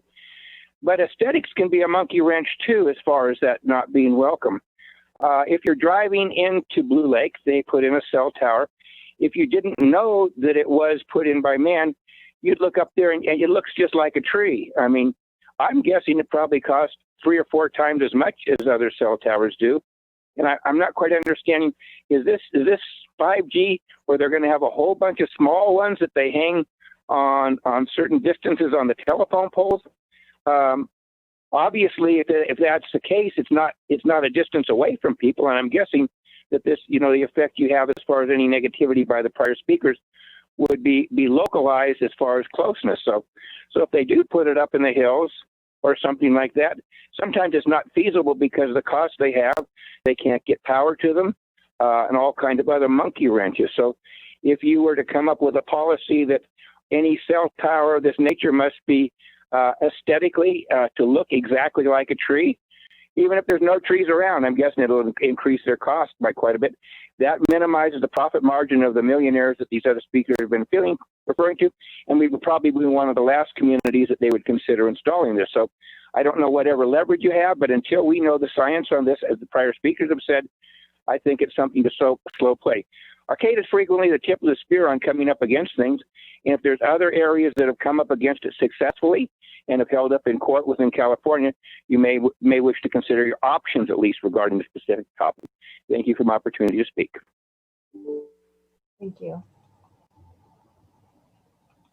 Are there other speakers who would like to speak at this time? Yes. Next we have Chelsea. Please go ahead. Hello, can you hear me? Yes. My name is Chelsea Kinsey. I am a mother of two and a full-time student at HSU. First, I would just like to say how extremely disappointed I am that health was not a priority in all of the conversations. I think I heard one person talking about the potential risk of it being close to hospitals and things like that. And I just don't understand why we're investing more money into something like this when we have homelessness as such an issue. Me, as a mother of two and a military veteran, couldn't find a home, and I was in the Motel 6 for 2 months. But we're worried about faster Wi-Fi and cars driving themselves when there's been no proper research carried out on these sort of technologies. I do not agree with any sort of 5G in this community. We've kept it safe, and we will continue to fight to do so. That's all I have to say. Thank you. Further public comments on this? Yes, we do. Next we have identified as AP. Please go ahead. Hi, thank you, Council. My name is Abigail Porter. Can you all hear me? Seems like it's working well for everyone. Okay. The previous speakers have really nailed every topic that I wanted to address in regards to the rollout of 5G in Arcata and in our county on a whole. I appreciate you guys wanting to maintain some level of control. I'd love to encourage you to do so to every extent possible. If it means being creative, whatever it means, let's make sure that we are fully informed before allowing anything like this to happen in our county. I don't consent to it at all. I'm worried for the harmful effects that it has. And it seems like on a whole, no one is talking about the health effects and the environmental impact of 5G. We've only heard it, like everyone else has previously stated, about the aesthetics and the profit margin for it. And so I just don't think that any profit or breaking even is any win in comparison to the health risk associated with 5G. So I'd like to encourage you guys to really look into it and help present the information and make sure that we as a city stand together in this, because we will continue to fight to avoid having this happen and having it roll out completely. That's all I have to say. Thank you. Thank you. We have two more, Mayor. Go ahead. Anthony, please go ahead. Hello. First of all, I'd like to say thanks to all of you for doing what you do. And then I wanted to say a few different things here. Let's start with, it sounds like this is kind of being forced on us, and that makes me pretty uncomfortable. I heard you guys mention something about the interest of the wireless companies, while I'm hearing the interest of the people. And even like Paul Patino said himself, why do we want 5G? I'm really concerned and interested in knowing more about who owns the fiber cable and operates that, what potential risk there are for surveillance or any kind of monopolistic business practices. And also, I think it's really important that we have a lot more information, even about the health effects. I was doing some research before today about this, and I'm hearing academic presentations where they're saying the health studies on regular cell phone use are disputed, and that the United States actually doesn't have a lot of very good studies about that kind of thing.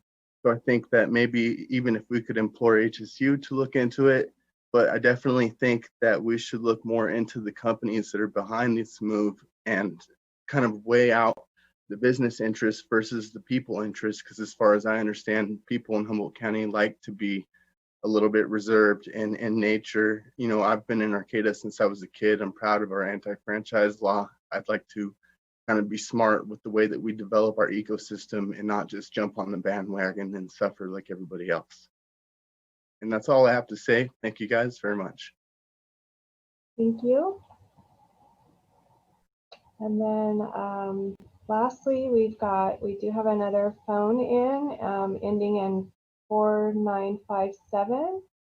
If you would please go ahead.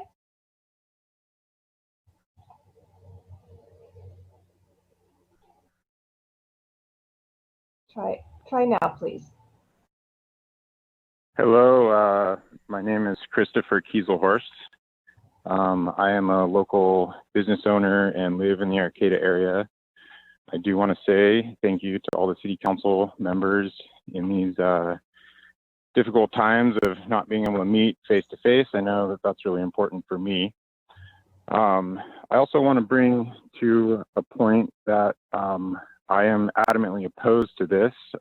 Any type of increased cellular activity in our local area, I think, is detrimental. Fiber optic is a way more safe and proven method. I do know that we all consider Arcata as a sanctuary city in many different facets. I live here, I grew up here, I'm raising my kids here because I consider it safe and a place where we can last. This increasing in technology these days is potentially has detrimental problems for our future of our planet and our cities and towns and our families and what's close to us.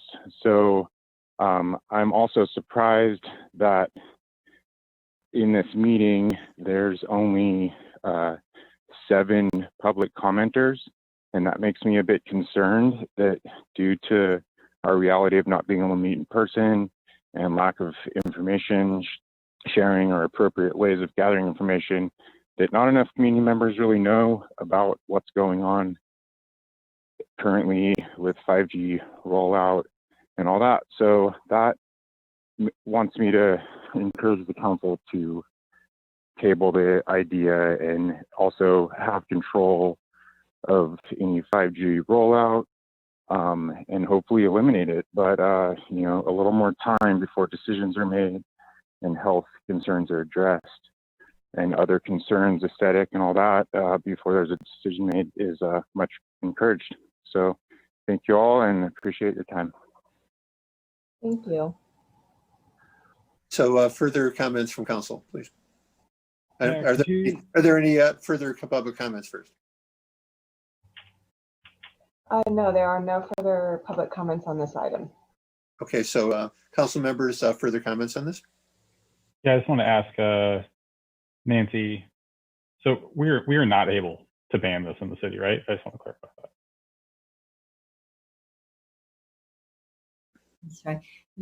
I think that the complete and total ban for that reason alone is not permissible. I think areas can be, you know, for reasoned purposes, areas can be avoided, like residential zones, but it's the right of way that we cannot ban access to. So there is, you know, there's that tension between where and it gets back to Paul's question, how do the installations, dovetail with the right of way? And I think that is something that could be researched more by community development if they do start developing standards. The other thing is the health impacts is under the current order is very difficult for us to regulate. The most recent order from the FCC preemptively says that if the facility is regulated, is operated in compliance with the FCC standards for radio frequency emissions, then there's nothing more we can impose on that. So at this point, that's an unfortunate sort of restriction on local cities. It's not that health impacts have been completely eliminated. It's more that the FCC says their determination of the frequency level is what's going to control. And so these other cities that have passed outright bans, those basically aren't enforceable. Is that correct? Well, I'm not sure I know of other cities that have passed outright bans, and we can look at that. I think there's a little bit of nuance in how that's done. And I'm not going to say that another city's ordinance is not enforceable. I think that the Mill Valley ordinance, for example, is a quote ban only in residential zones, but it's allowed with a permit in commercial zones. So I think that we need to look closely at what a ban means and how it's being implemented before I can say whether that's possible in Arcata or not. Go ahead. I was just going to say, yeah, I mean, this is something that, I've been concerned about for maybe at least 2 years now. I think I originally brought it forward to the council. And, again, as I said earlier, I think it was a pretty blanket statement that I want maximum control. And if, all the tools to restrict it in any way possible, wherever we feel like it needs to be restricted. And the feelings of the community are definitely very important to me. So that's why, I'm happy to hear everyone participating in public comment. And, I always encourage activism. I think a petition is a great idea if that's what people want to do. And it's a great way to get a sense of the community as well. And that's all my comments. Thank you. Well, I would support restrictions if they don't directly go against court rulings on having to do with not allowing restrictions based on potential health impacts. That if the community does not want something for whatever reason and an ordinance can be passed that is legally justifiable, then I would support that. But if we're trying to do something that has been specifically ruled on by court and found not to be allowed under federal law, then I think that would not be very effective to do that, I would think. I have a question for Nancy. The city, we may be, the council may be bound somewhat by the federal rules and what have you, but say the population had a ballot measure that said no 5G. We are, as citizens, the population, going to the ballot box and saying no 5G. Now, we have to respond to that by not putting in 5G. I mean, that is our responsibility as representatives if we're voted to do that. If it's voted in to do that. So I'm just wondering, is a ballot measure an alternative way of stopping this that could be held up in court? Well, I guess it depends on the ballot measure. Arcata has had to defend other ballot initiatives that were they were adopted by the voters, and we were sued the next day. So that's not the first time Arcata's been in that position. And I honestly don't know. It will all depend on what it looks like and whether the FCC wants to come in and enforce its laws, or the wireless companies for that matter. So I honestly don't know. I'm sorry, I don't know. Okay, thank you. So it appears like, myself for sure, I don't have enough data. I don't know enough. I want to hear more. And so somehow it's some other vehicle other than an agenda item on a council meeting. Maybe somehow we can have a town hall that we can actually focus on one thing, 5G, and include the health and everything else. And as a community, brainstorm on how can we actually control this or stop it. I think that we, as elected representatives, need to look at and say, hey, unless we feel solid about this, we need to get more data. We need to feel comfortable in what we're doing. And if we're not, find some method to find that comfortable place. So I, like Brett says, any way we can control or restrict this, I'm completely for that.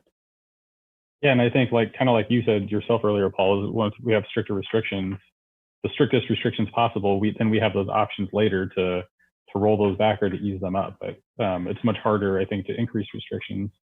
Yeah. So, and I think that we're town hall, whether we do a town hall or not, we can still pursue the maximum control that we're able to. Sure. Thank you. I think with the situation as I see it is if we come to the conclusion that the sense of the public is that they don't want that, then we as a council should pass, and we have a opinion from city attorney that that's likely to be overturned. We can let the public know that, and if the public still wants to go ahead and have us pass regulations, then we should, and then what we would do is defend those in court.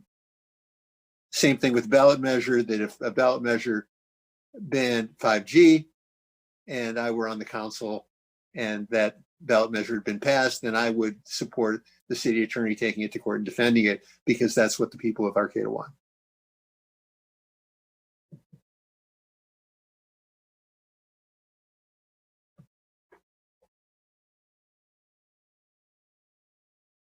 And that a legal opinion from the city attorney can inform the public, but it will not be the decision of the public. Decision of the public that they will decide based on whatever criteria, such as health or any other reasons, that that's what they want.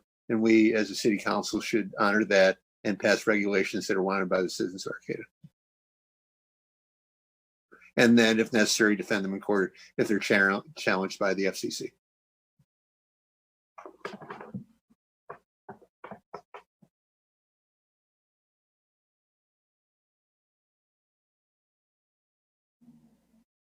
Michael, I had one other question, and I put it out there mixed into a bunch of other stuff. And I just wonder if anybody has a handle on the interconnection between the fiber optic cable coming ashore and the distribution network and the relationship to that cable and 5G. In my mind, I'm imagining that if indeed the city of Arcata pushed against 5G and it is related to that cable, maybe the cable can just continue through town and not drop off 5G to us and go wherever it's planning to go. So I guess I don't really understand. I know something's happening, but nobody's told me what it is and what any of the long range plans are. I would be really surprised, or what do you say, not happily surprised, if suddenly we have 5G incorporated on 11th and M, and everybody else knew it was coming, but I didn't. So I certainly want to make sure that I understand that relationship, if indeed there is one, and how that fiber cable coming through town, how is it interconnecting? Does it go to 13th Street and the 13th and G phone company? Is it stopped somewhere else? Somebody's got to be planning this. And I'd like it to be at least as transparent as the fish farm down there in Samoa. So thank you. So Any other final comments from council?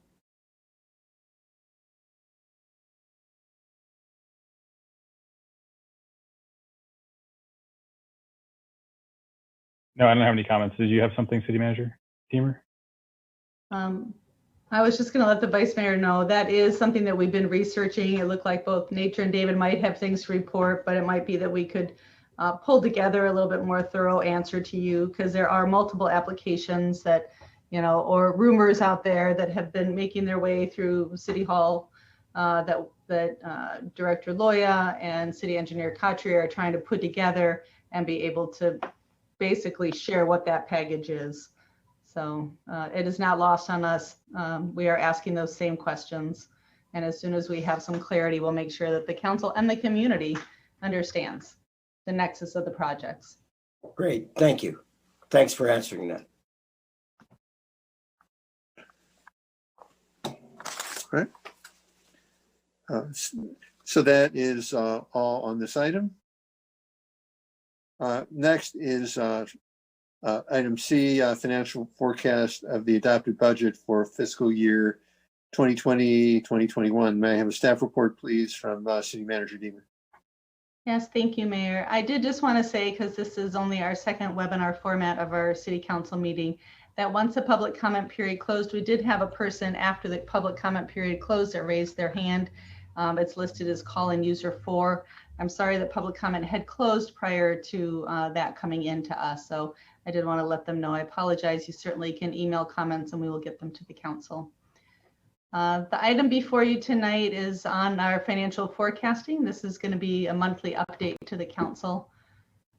Once we've passed our budget this year, we recognized that we were really going to need to monitor monthly because of the impacts of COVID-19 on the city's financial resources and revenues from sales tax and transaction and use tax. So I will go through this quickly tonight. There is a very detailed report in your packet this evening.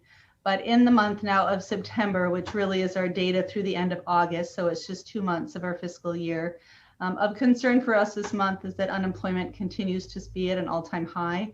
It has come down a little bit from the months of May and June, but it is still at 10.2% for July throughout Humboldt County. Simultaneous with that, the stimulus-supported unemployment of $600 extra per week also ended on July 31st. And while there is some conversation about that coming back in a limited format, maybe up to $300 a week, that has not been implemented yet in the state of California. Also, our COVID-19 cases continue to be on the rise in Humboldt. We are one of the most lenient counties because of the good work that we've done to maintain a flattened curve. And so our businesses have really the most leniency that the state will provide right now to a community. And we're going to need to continue to work hard with social distancing and masking to keep that level of openness that's allowing some small steps towards economic recovery. And while you'll see on my reassurances side, our hotel tax seems to be stabilizing and our hotels are full.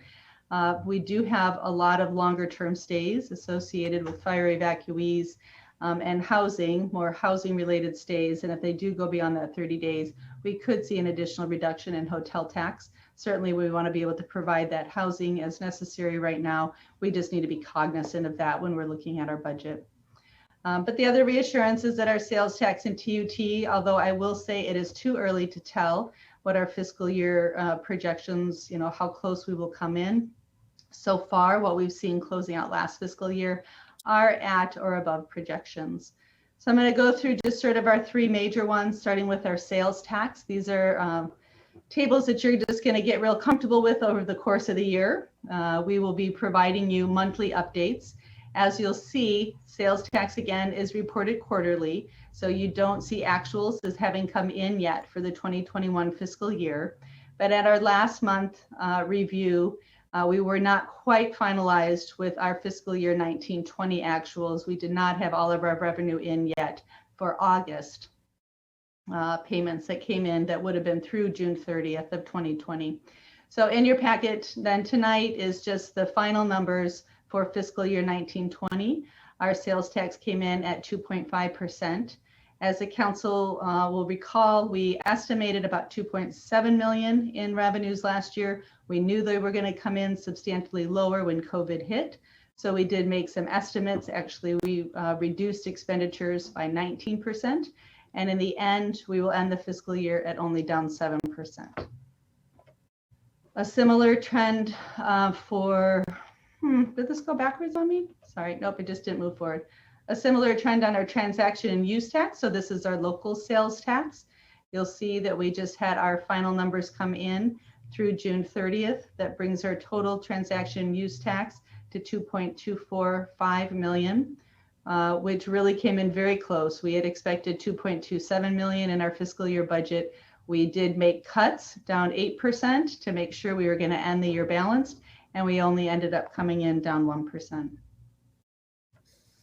Our TOT, our hotel tax, was hit hard by shelter-in-place orders, but our numbers have come in again through June. So our final number for transient occupancy tax, or I'll say hotel tax, came in at 1.16 million. We had originally estimated 1.6 million for fiscal year 1920. So we were down 27%. We had made drastic cuts knowing we would be down. We estimated 40%. So we will still end the fiscal year balanced in that regards. There were a couple of questions that were raised in August, so I just wanted to highlight those in the report. One of them was really for all of last fiscal year. The state had put in some provisions that allowed businesses to defer sales tax payments to the state. To the best of our ability, going sort of business number by business number and making comparisons, we estimate that that number could be up to $194,000. Some of that is going to be late payments that we will get in that are on deferred payment plans with the state. But others are going to be businesses that have closed and we will never see those payments come in. So at this point, we are closing our books, not assuming that revenue will come in. So anything that comes in this fiscal year deferred from the previous year will be extra to our budget. And then the other question was around the Wayfair tax, so additional internet sales tax that would be coming to the city. So we just pulled for Q2, which was, the last quarter of the last fiscal year. That Wayfair decision brought in an additional almost $28,000 to the city from internet sales. The other point that we looked at in detail last month was our water and sewer revenues. We had seen pretty dramatic declines in the month of July in both water and sewer revenues. You probably recall I was hoping to see a little larger rebound. I was hoping to see a little larger offset of some of that decline. We didn't quite get there, but we did see a much closer level to our 2019 revenues. So at least we did not see the significant declines that we had seen in July. That'll continue to be an area to watch. We are down about another 45 connections for the month of August, and we'll see if we start picking those back up. Again, we have about 6,000 connections, so that number can feel a little bit de minimis there at only 45 connections, but clearly is something that we will watch closely. So our current outlook really as planned. I know it can be frustrating, but it is still too early to assess revenues. Our revenues, many of them come in quarterly, and we are still in the first quarter of the fiscal year, so we won't even know the revenues for that first quarter till we get to the end of that first quarter of our fiscal year. But what we are seeing is our initial indications show that we're tracking at the reduced amounts, but they are at or above what we projected to be tracking at. So that's the concern and the reassurance period. And there is a lot more detail in your budgets, and we're happy to answer questions, but I just thought I'd cover the highlights tonight. All right. I will poll the council members, starting with Council Member Watson. Do you have questions? No, I don't have any questions. I think, so far I feel like we've made the right choice in having more conservative outlook, and we'd rather be in a position that we are now rather than having underestimated. And, a big concern of mine is Q4. I think there's widespread financial forecasting that Q4 is not going to be good. And so I just want to make sure we stay postured to be able to react and to make sure, we're making the best fiscal decisions for the city. Councilmember Pereira? Nothing other than say thank you to our staff for really assessing the situation really on a daily basis. And it's really good to see that with our more conservative projections, that some things came in less harsh than we were anticipating. But obviously this is going to go on a lot longer, and hopefully things won't go south too much. So thank you. Vice Mayor Patino? Yeah, I just wanted to say I agree with Councilmember Watson and Councilmember Pereira about their comments. I totally agree with all of that, and I appreciate especially Councilmember Watson's fastidiousness and staying on the budget numbers. Thank you. Well, I also agree, and I appreciate Councilmember Watson's really staying on the budget and studying things in detail and working with staff, so that under these very difficult financial conditions, that we can still keep the city on a sound financial basis, which is very difficult under these circumstances. So I very much appreciate Director Starshevsky and City Manager Deemer for the excellent job that they're doing in maintaining sound financial footing of the city at this time. Thanks. I really appreciate that feedback, and I just want to say also thank you to Andre and Karen for putting up with me, and they definitely did all the work, and really appreciate them keeping me as informed as they have. Right. Do we have any public comments on this item? Thank you, Mayor. A reminder to our attendees that if you are logged in to Zoom and you wish to make a public comment on this item, which is financial forecast of adopted budget for fiscal year 2020 and 2021, please raise your hand on the right-hand side of your screen, or if you called in via phone, press *9. At this time, it looks like we have one speaker, and that speaker is identified as call-in user 2. Please go ahead. Hello, this is Ken Sawatsky again. Well, my compliments to you folks. The county's on the opposite end of the spectrum. They've got their head in the sand, and they're not getting monthly reports. They're not getting. I mean, they're just sticking with their same quarterly, maybe twice a year or something reports. It's unbelievable. So as you probably all know, I've tried to poach Karen Deemer there and have her be the Humboldt County CEO, but she's hanging with you guys, and I think that's a great decision. And on the other hand, I think we really need a supervisor coming from your district that will have Mr. Watson's abilities and technique and desire to follow through with that. It's like I said, I don't think there's a single supervisor there that has anywhere near the handle as far as what's happening out there due to COVID. And you guys are doing a great job, and it's unfortunate the county is on the opposite end of the spectrum. So kudos, you guys get an A, and I think the county might get an F. Thank you for the opportunity to speak. Thank you. Well, thank you. Any further public comments? One more check, attendees, before we close public comment. There is no further public comment for this item.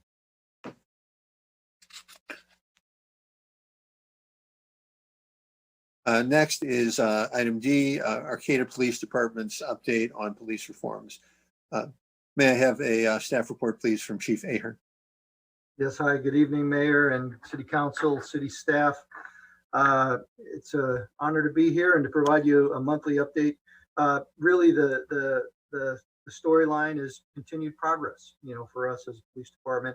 And I've already got some updates for October. I'll keep those for October, but we've made significant advancements in getting our procedural justice training here to Arcata, as well as our racial profiling and implicit bias training. But again, I'll save that for October. But it is breaking news, and I wanted to share that because it's very exciting for us. And we've worked very hard with our partners and with Post to ensure that we could get that training here in the region. As far as this month, really I want to focus on 3 areas to give you an update on our de-escalation training, our use of force policy review, as well as the continued work of the Public Safety Committee. Similar really good news in terms of progress on de-escalation.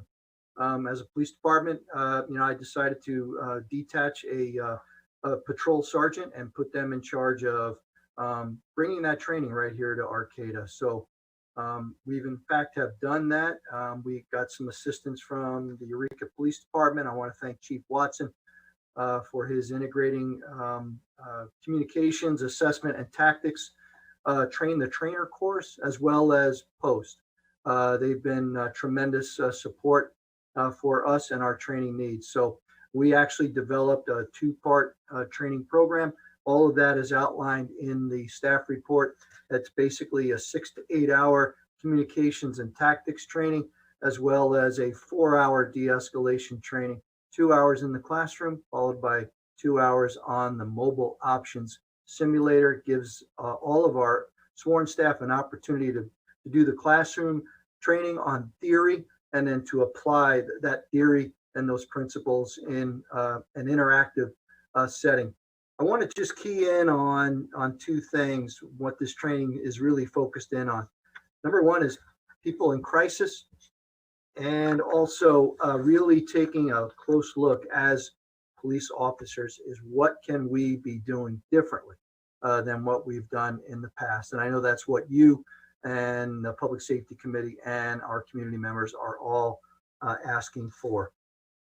That de-escalation training actually rolls out next week in a 4-hour block that'll be presented to 15 of our sworn personnel. And then we'll follow it up with training everyone else. And then we'll take that training, break it up into smaller modules so that we can do ongoing training in the months and years ahead. Switching to our use of force policy review, the Public Safety Committee is working on the review of our policy as it stands right now. We did learn from Lexipol that they have done some significant revisions to the use of force policy. So, and all of those really are based on a government code section 7286B, which is really the result of some of the recent use of force legislation coming out of Sacramento. And because of that, there's additional elements that are necessary in our use of force policy. So our plan is the Public Safety Committee, in fact, meets next Wednesday on the 23rd of September. We will provide them this updated Lexipol use of force policy. And then they may need some additional time to look through that just because there are some significant updates, not necessarily changes, but a lot of new language, some legal nuances that they may need some time to look through and to tell us and to recommend to you what, should we adopt here in Arcata and what should we revise. And all of those new elements in the revised policy are outlined in the staff report. So next Wednesday, Public Safety Committee meeting, their agenda includes updates on their 2 subcommittees. One is on budget/social services. So per your direction, they're looking at which social service components can be built into the police department as those revenues start to come back. And then the second subcommittee is the civilian oversight piece, which is really critical. And so we'll get our first updates from the subcommittees on their work. In addition, they'll be doing a lot of, I think, heavy lifting and discussion on Campaign 0, 8 Can't Wait, 8 to Abolition, and really starting to focus in on identifying where we need to implement or where we need to perhaps be a little bit stronger in terms of what we've already implemented, as well as some really good discussion on our use of force policy and really focusing in on those revisions here in the weeks and months ahead. So with that, that concludes my presentation, and I will answer any questions you may have. Thank you. Okay, I will now ask questions of council. Vice Mayor Patino, do you have any questions or comments at this time? No questions at this time. I just want to thank Public Safety Committee, Chief Ahern. Thank you for working on this, and we look forward to results, and I appreciate everybody's concern and diligence in looking at these items. Councilmember Watson. No questions. I'll just echo Vice Mayor Patino's comments.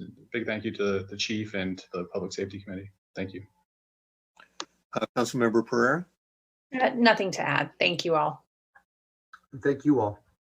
Well, I'm very grateful that we have such a high level of community engagement and also that the chief is very engaged with the public, and in this very difficult climate that we have at the national level and to some extent at the local level, to have this level of engagement and overall level of public engagement, I think it's extremely important. As far as some specific things, Chief Ahern, is your staff exploring aspects of civilian oversight at this time, and what models have been adopted in other areas, or is that going to be just initiated by the Public Safety Committee? Thank you, Mayor and council members, for your comments. We really do appreciate your support throughout this process. And, we really understand that, at least my interpretation, the way I have perceived your direction to the Public Safety Committee, is that you want to hear from them. You don't want to hear from them with some influence from the Arcata Police Department. Certainly, we have personnel here in the organization who have prior experience working with civilian oversight boards, but we really want to hold off on comments or suggestions other than to guide the Public Safety Committee members to potential places where they could find the information themselves. So we're standing by, sir, quite frankly, and really looking forward to hearing from the Public Safety Committee about which models that they've identified throughout the country that they think should be recommended to you for potential implementation. Another question that I have is, would the use of force policy also include clearly defining under what circumstances one or more officers would draw their weapons? I think that I don't, at least in the policy, it does not define or necessarily provide direction on the number of officers that could draw their weapons. That remains really the discretion of the officer. So at this point, that element is not there, nor have I seen it in any other legislation coming out of California. And I'm not aware of it being utilized in other states or cities throughout the country. Not to say it doesn't exist, but we have here at APD, and I know some of you perhaps have received inquiries from some community members due to Arcata police officers drawing their weapons on several recent incidents. And I know it's a concern for people.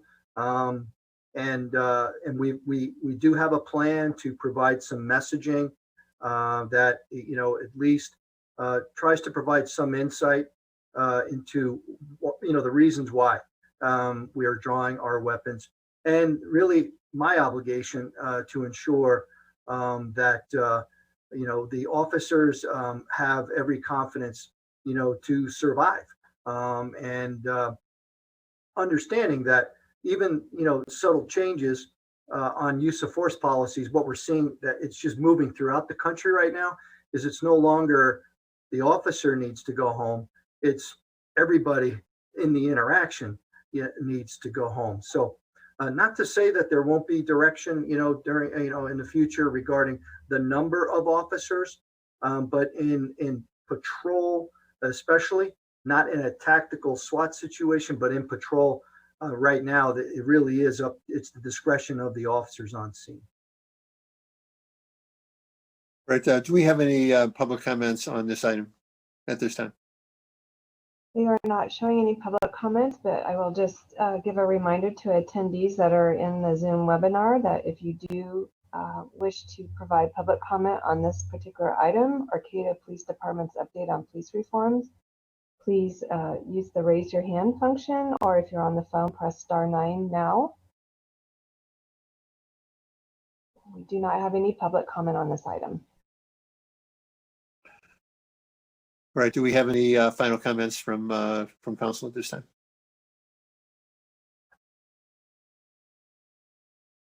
I have none, Michael. Right. Sophia? Nothing to add. Thank you. Brett? No, thank you. Well, thank you, Chief. Thank you all.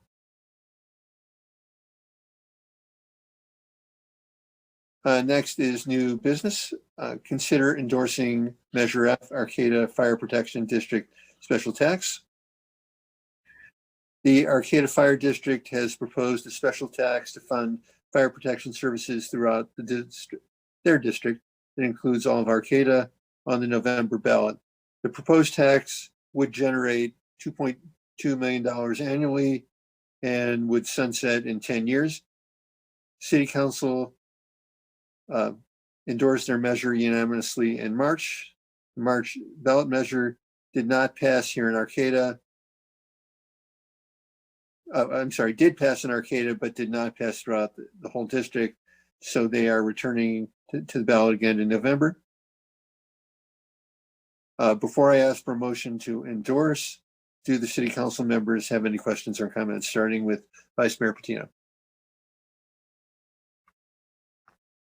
No questions, thank you. Councilmember Watson? No questions. Councilmember Pereira? No questions, thank you. And I have no questions or comments at this time. Okay. Mayor, just to let you know, we do have their board president, Nicole Johnson, and board member Randy Mendoza on the call. If you thought of a question. But Have they indicated that they wanted to speak at this time, or are they just simply there in case members of the council or members of the public would like to ask one or more questions?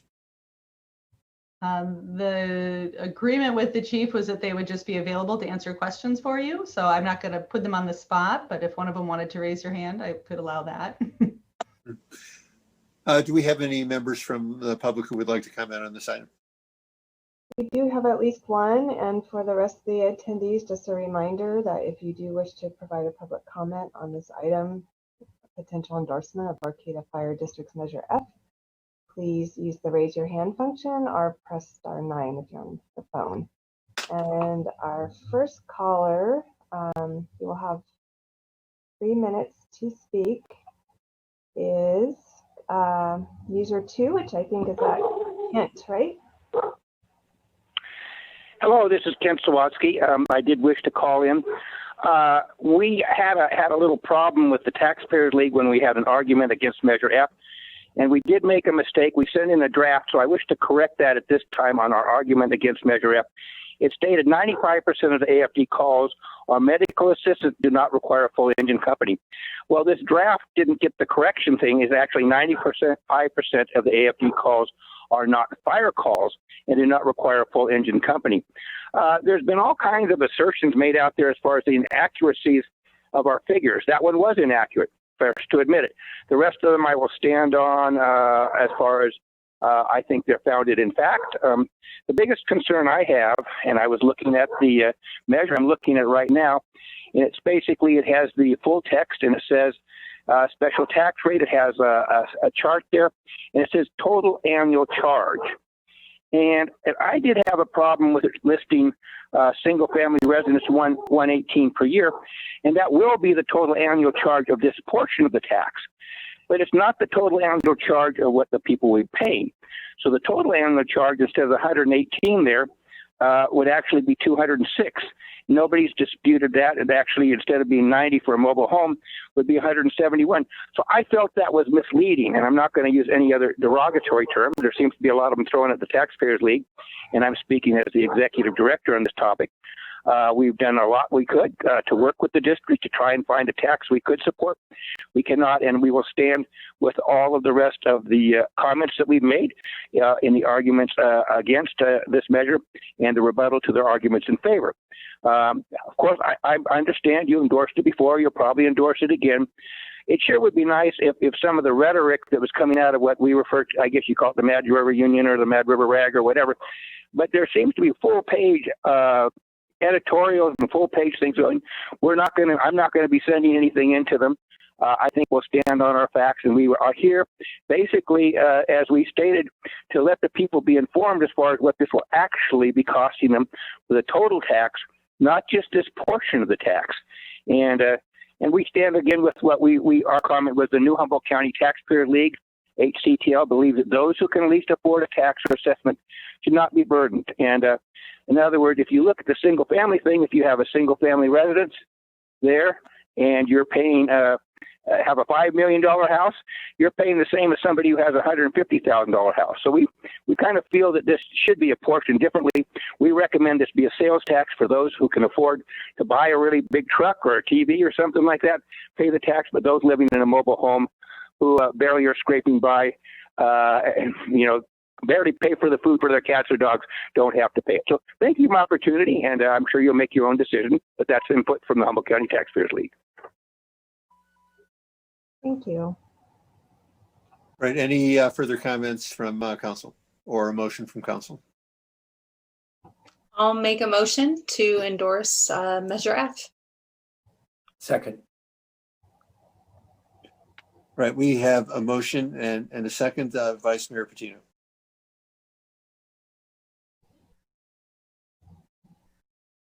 Yeah, I just was seconding that. Oh, I'm sorry. This is for a vote on the motion. Yes. Councilmember Watson. Yes. Councilmember Pereira. Aye. And I vote yes.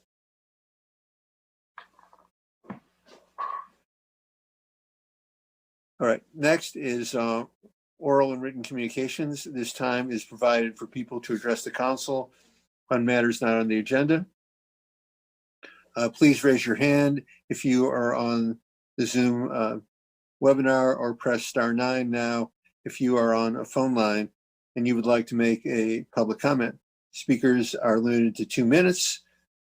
When it is your time for public comments, the clerk will unmute you and invite you to speak. So do we have any members of the public that would like to speak at this time?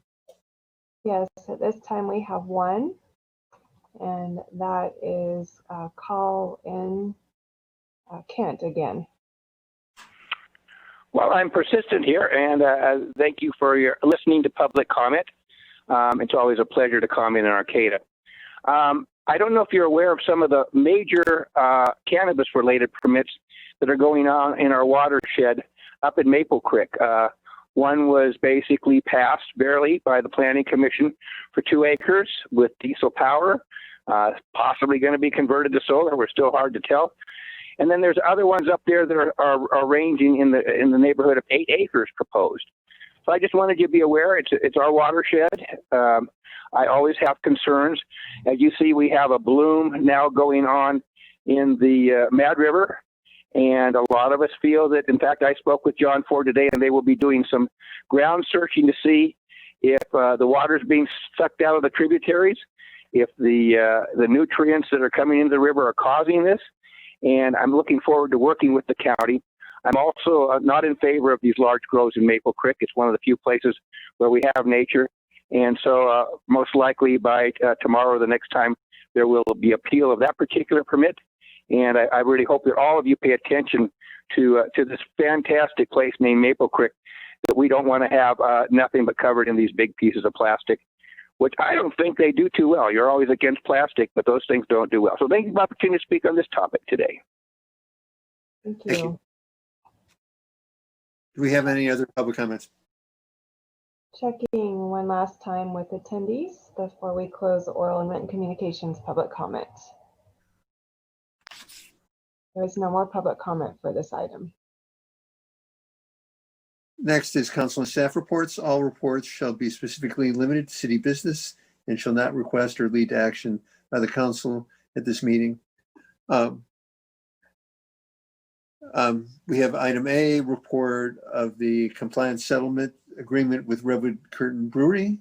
May I have a staff report, please, from City Manager Deemer? Yes, thank you, Mayor. As you'll recall, in July, the City Council approved the new wastewater rates for a 5-year period. And as part of that new rate structure, we implemented a new user category that's titled Significant Commercial User. At the time of implementation, Redwood Curtain Brewery was the only customer that would actually be placed in that significant customer commercial user category.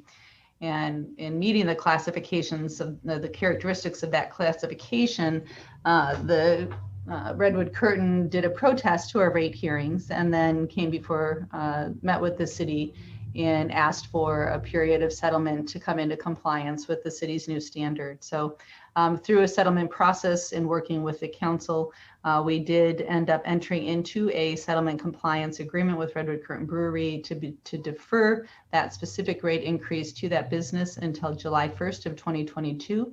There are some other specific conditions of there. Well, we will be meeting with them at least 3 times during that period to work with them on compliance and or sort of downsizing the production aspect of that here in Arcata. And so we will start those conversations in the latter part of this year. And the full settlement agreement was attached to your agenda. We just wanted to, for transparency purposes, share that with the council publicly and community. All right. So, and are there any other staff reports? No other staff reports tonight. Thank you. Right. So, reports from council. Vice Mayor Patino, do you have anything to report? Yeah, I just wanted to say that this morning, like 12 hours ago, we had a LAFCO meeting, and in that LAFCO meeting, we looked at Arcata's municipal service review for their out-of-district customers and for the adjustments to our sphere of influence. And that hearing is going to be continued. It is continued to our next meeting in, I believe it's October maybe. We also looked at Jacoby Creek Water District, and we approved their municipal service review. So that one's cleared, and ours for City of Arcata will be looked at a little bit in more detail at our next meeting, and I'll report that back to you. And if indeed we need a staff person there, I'll make sure that I let the city manager know. Thanks. Thank you. Councilmember Pereira? Yeah, I touched on it a little bit earlier during the franchise agreement conversation about CRV buyback. So Humboldt Waste Management Authority in August did open up a CRV buyback for a little bit. It was overwhelmed, obviously, because folks have been accruing a lot in anticipation of CRV buyback being available at some point in the county. But it really overwhelmed the resources that HWMA has. There's conversations with the state right now with Cal Recycle. Assemblymember Wood's office has been really supportive of trying to figure out what CRV buyback could look like here locally, given that it's there's a lot of financial costs to it. So in the short term, we've directed the staff to move forward with exploring appointments for CRV buyback, along with appliances and e-waste services. Right now, we don't know if Cal Recycle will permit that. So if they won't permit that, then we're kind of left with the position of moving towards decertification and looking at longer term options. So I'll just continue to keep you all updated on that. Thanks. Thank you. Councilmember Watson. I don't have anything to report. Thank you. Right. I attended the first in a webinar series put on by Schatz Energy Research Center, where I worked for many years on offshore wind. So that looks very promising. It's each one, I believe, is 3 hours, and it's very in depth. So it's very informative. Schatz has funding from, I believe, the Ocean Protection Council, and so they've been able to put in a lot of staff time and do some really in-depth work on many aspects. And this was a sort of introduction. Next, they'll be looking at environmental aspects and economic aspects. So it's a very valuable series in terms of the research that they're doing, and really doing a first-class job in before we roll out that project, so that it's really done right. It's done very solidly, and it includes all members of the community in the process. Dates of future meetings. Special meeting scheduled for Wednesday, September 30th at noon via teleconference. And we are adjourned.